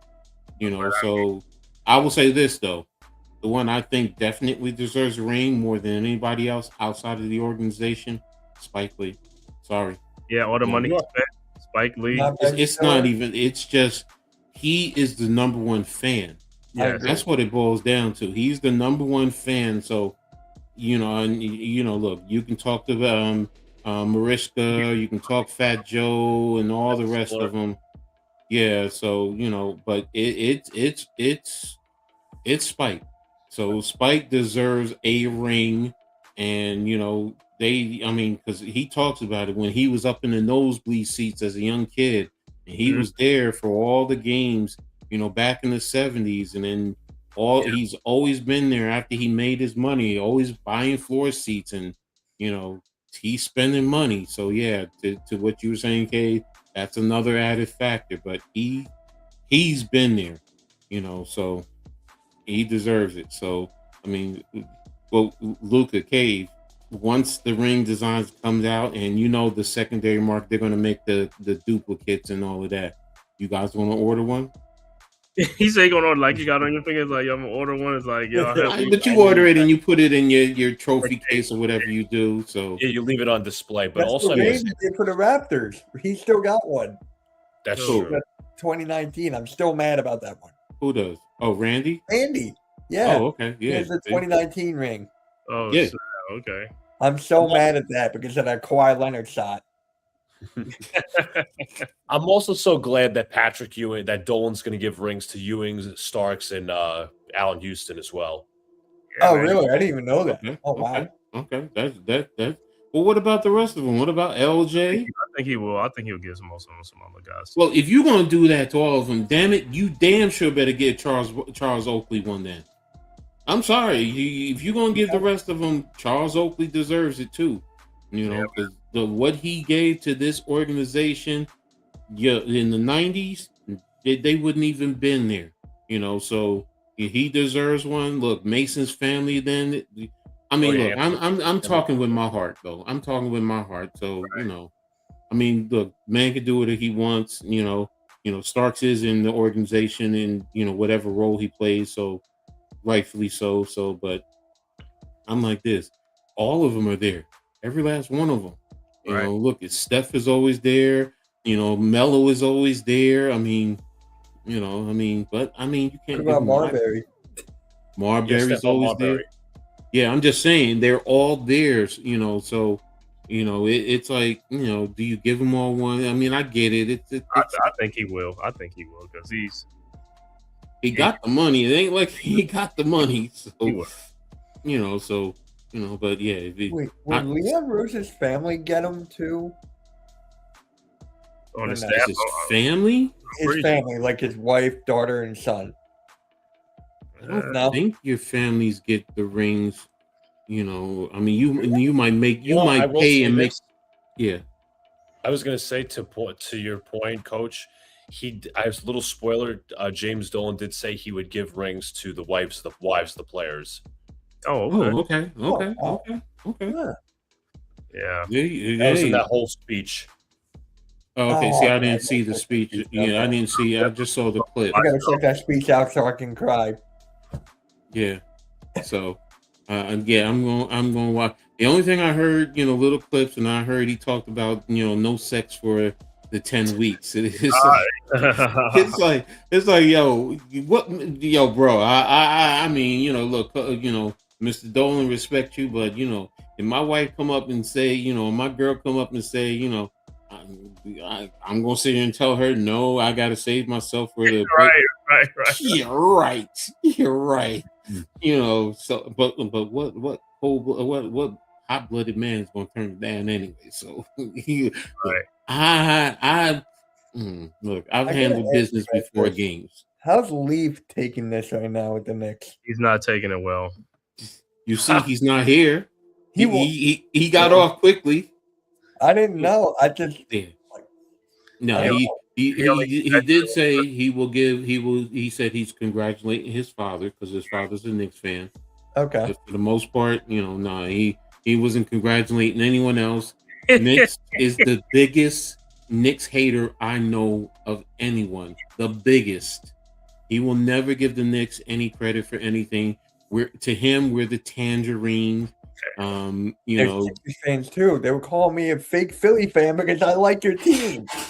But hey, Coach, he can't say that no more about us not winning a championship now. So he can't say it's like Oh yeah. See, remember he did the video where it's the league fixing it so the Knicks can win it. Oh yeah. I've seen the conspiracy. Yeah. I just gotta ask now. Who's gonna be the laughing stock in the NBA right now? No, but what I'm saying is like in the NBA, like they give you a series to prove yourself, man. 7 games is enough to prove yourself. Now there's Look, another. you can't go on a run like the Knicks did and say it's fixed. Nah, it's not fixed, You beating teams by 50, 60 points, 30 points. That's not fixing the game. Right. That's not, the league is not going to fix it. If you told me, okay, 1 or 2 points in every game, I mean, I could understand. I'm not going to accept it, but I could understand you making that argument. If it comes down to the last call in a lot of games, you can say that. But now, if it comes down to the last call, then not. Yeah, the way, I mean, first of all, 283 points in comparison to the Warriors, you outdistanced them by, what was it, like 50 points? Right. Yeah. No, that's not the league fixing it. The Knicks did what, first and foremost, I said it before on other podcasts. I coached against a team in minor league semi-pro football, and they had a saying. They said, if they can't compete, blow them out. Yeah. Plain and simple. That's the mindset you have. If they can't compete with you, you can't control who you play. But if you can blow them out, blow them out. You're sending a message. And the Knicks did that. No disrespect to the Sixers, Mitch. Got love for you, but hey, they swept them. They swept Cleveland. They swept them. So I mean, they did not just sweep Cleveland. They took Cleveland's soul. Yes, okay. exactly. That's what the first thing. That's basically what happened. Yes, but that's my point. And the only reason they ain't sweep the Spurs because the league was helping the Spurs. The referees are helping the Spurs so bad, man. It was downright gas. We all know that because even in Game 5, there are a lot of people that were saying it. Yeah, first of all, you ain't going to throw Wemby out. And you didn't want, and I get it. He's supposed to be the face of the league, and it wouldn't, quote unquote, look good. But if you threw him out in Game 3, they don't win that game. And it would have been a 4-game sweep. And that's what I think the league didn't want to. Personally speaking, first of all, I predicted it. I said a gentleman's sweep on Cave's show.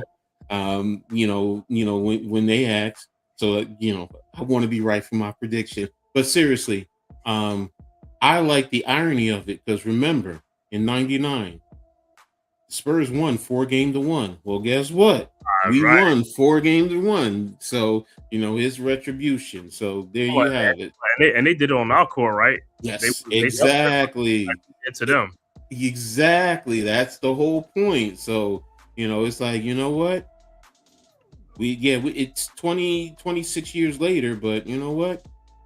It feels good. It feels good. It feels good. You know what I like the most? The last 8 years, there was a different team winning the chip. Right. That's what I like the most. They had a big debate about that on Get Up today. Oh, because they, what's his name? Vince Goodwill and Jay Will, they were arguing that they like dynasties because it's better for the league. Where they were saying, you like to have a little bit different, because it still brings the intrigue. Han was talking about now. He said, look, if you have the same 4 teams for the most part and you're rotating it, you're still having those same teams up there. But, for the most part, fans do get tired of seeing it because then they went to the Chiefs. They talked about the Chiefs. They said fans get tired of seeing the same teams up there winning the championship. Cavs and Warriors. I was getting tired. Yes, they talked about that too. It says it's different from when the Celtics and the Lakers were back in the 80s because they were the only teams that won back then. It was either the Lakers or the Celtics.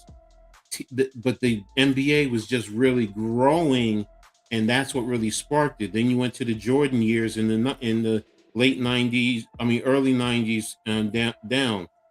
When he won 6 in a row. So, and Houston in between. So, but then things started to change. But yeah, I do like it, Mitch. Like you said, I do like having different teams. So it can't be. You can't sit back and just say it's going to be this one. It's going to be that one. You may have an aberration here or there.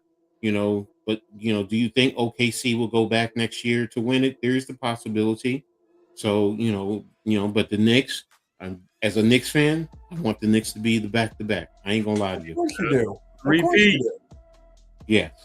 I want that, but it also More so, to be honest with you, it would solidify Jalen Brunson even more. That's right. Because then if you do back to back, all the naysayers and then you're doing it back to back.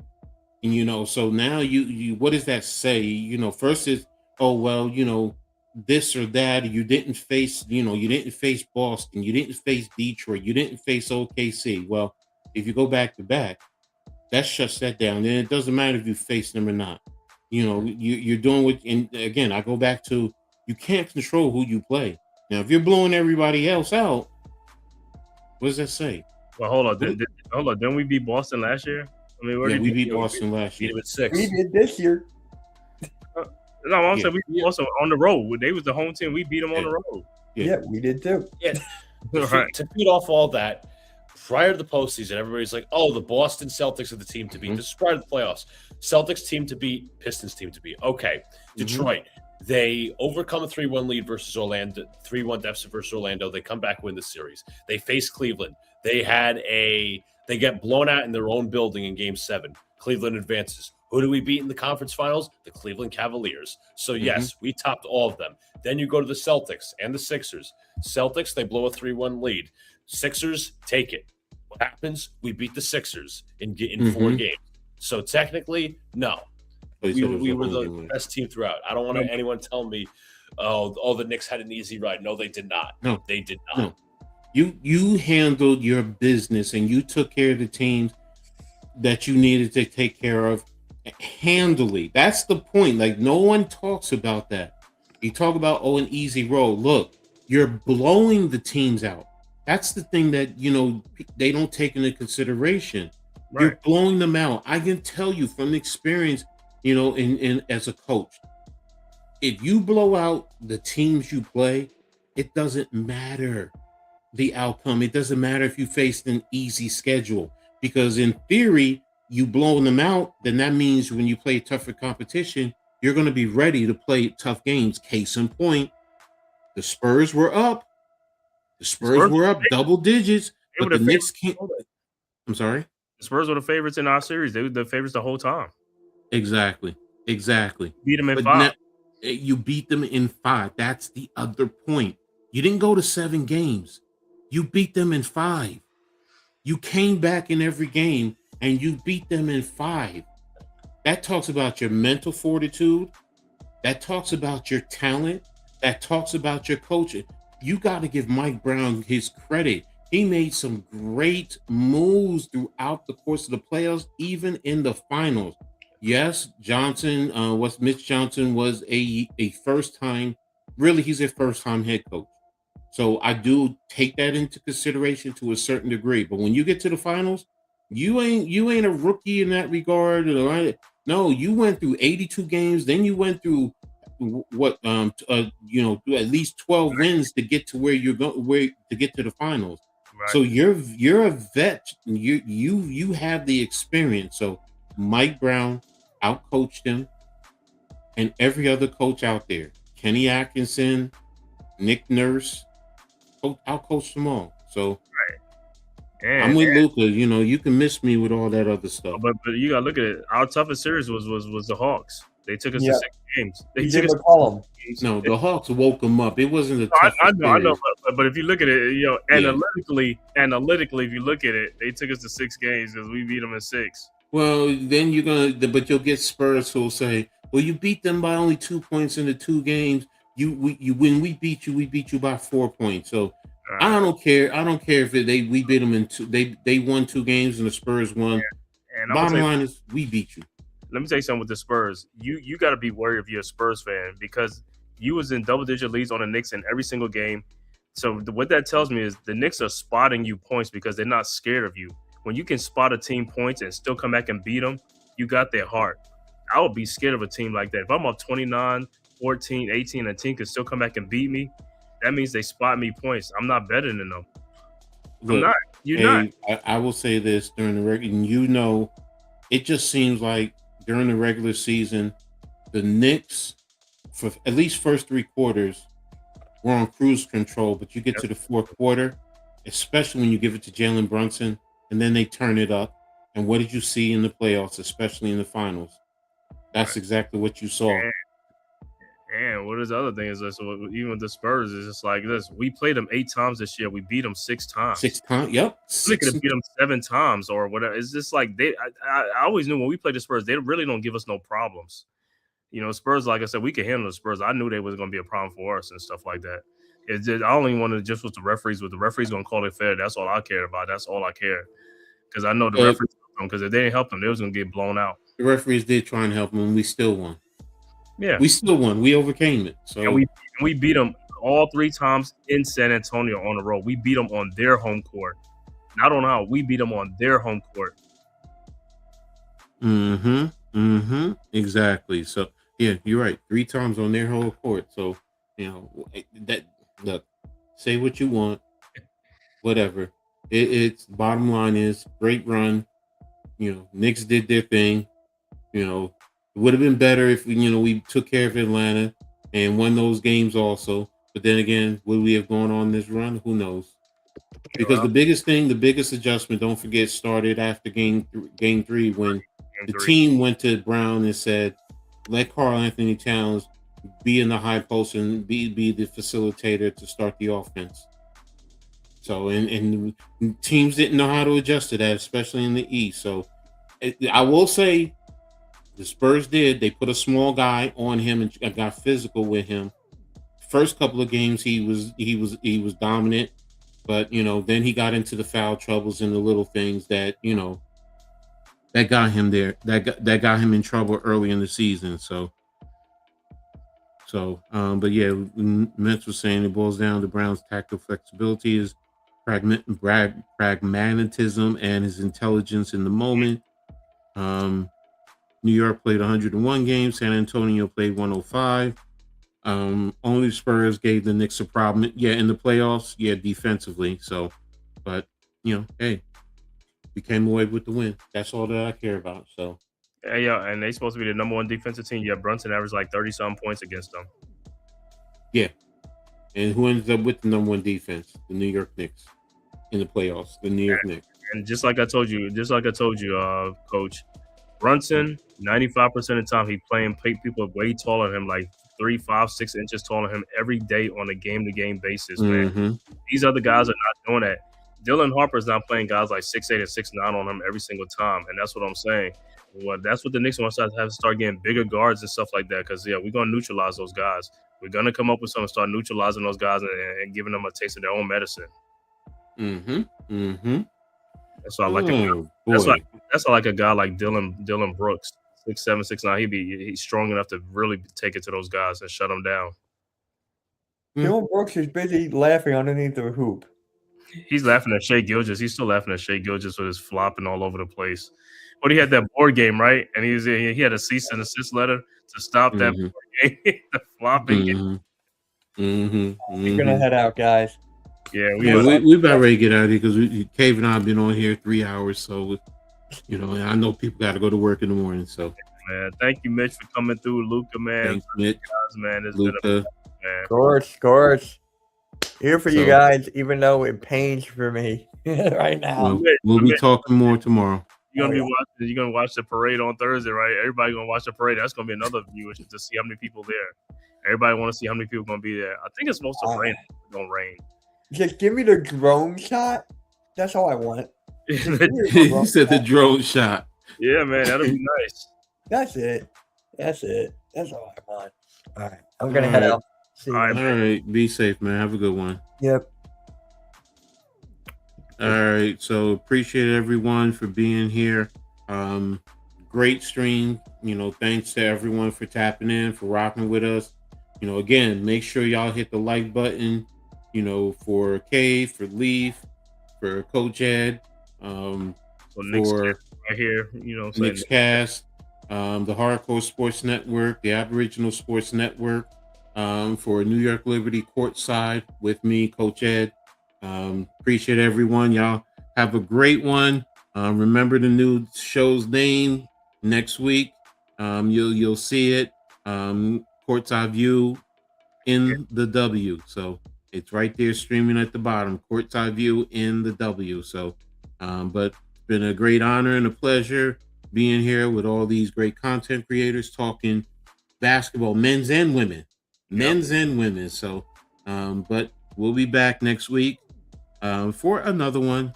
And until then, y'all be safe and have a good one. Peace. Yo, welcome to the Man-Cave.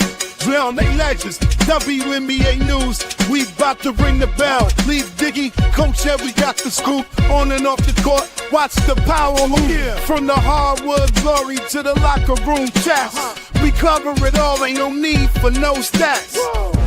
Sipping on knowledge, pouring out the truth. Supporting the queens who brings the fire, that's the proof. So sit back, turn it up, let the stories unfold. Yeah, WNBA, we bring the heat, the future's bold. In the Man-Cave where the legends collide. Leaf Diggy and Coach Ed got that East Coast pride. What? WNBA vibes, we breaking it down. From the game to the grind, let's wear that crown. Yeah. Stay tuned in, we keeping it real. The stories of strength and the heart that you feel. Hey. Dishing out knowledge like assists we aim. Whoa. In the Man-Cave where we elevating the game. Okay. So grab your seat, let the action ignite. Yeah. WNBA, we bring it to light. Keep it tight.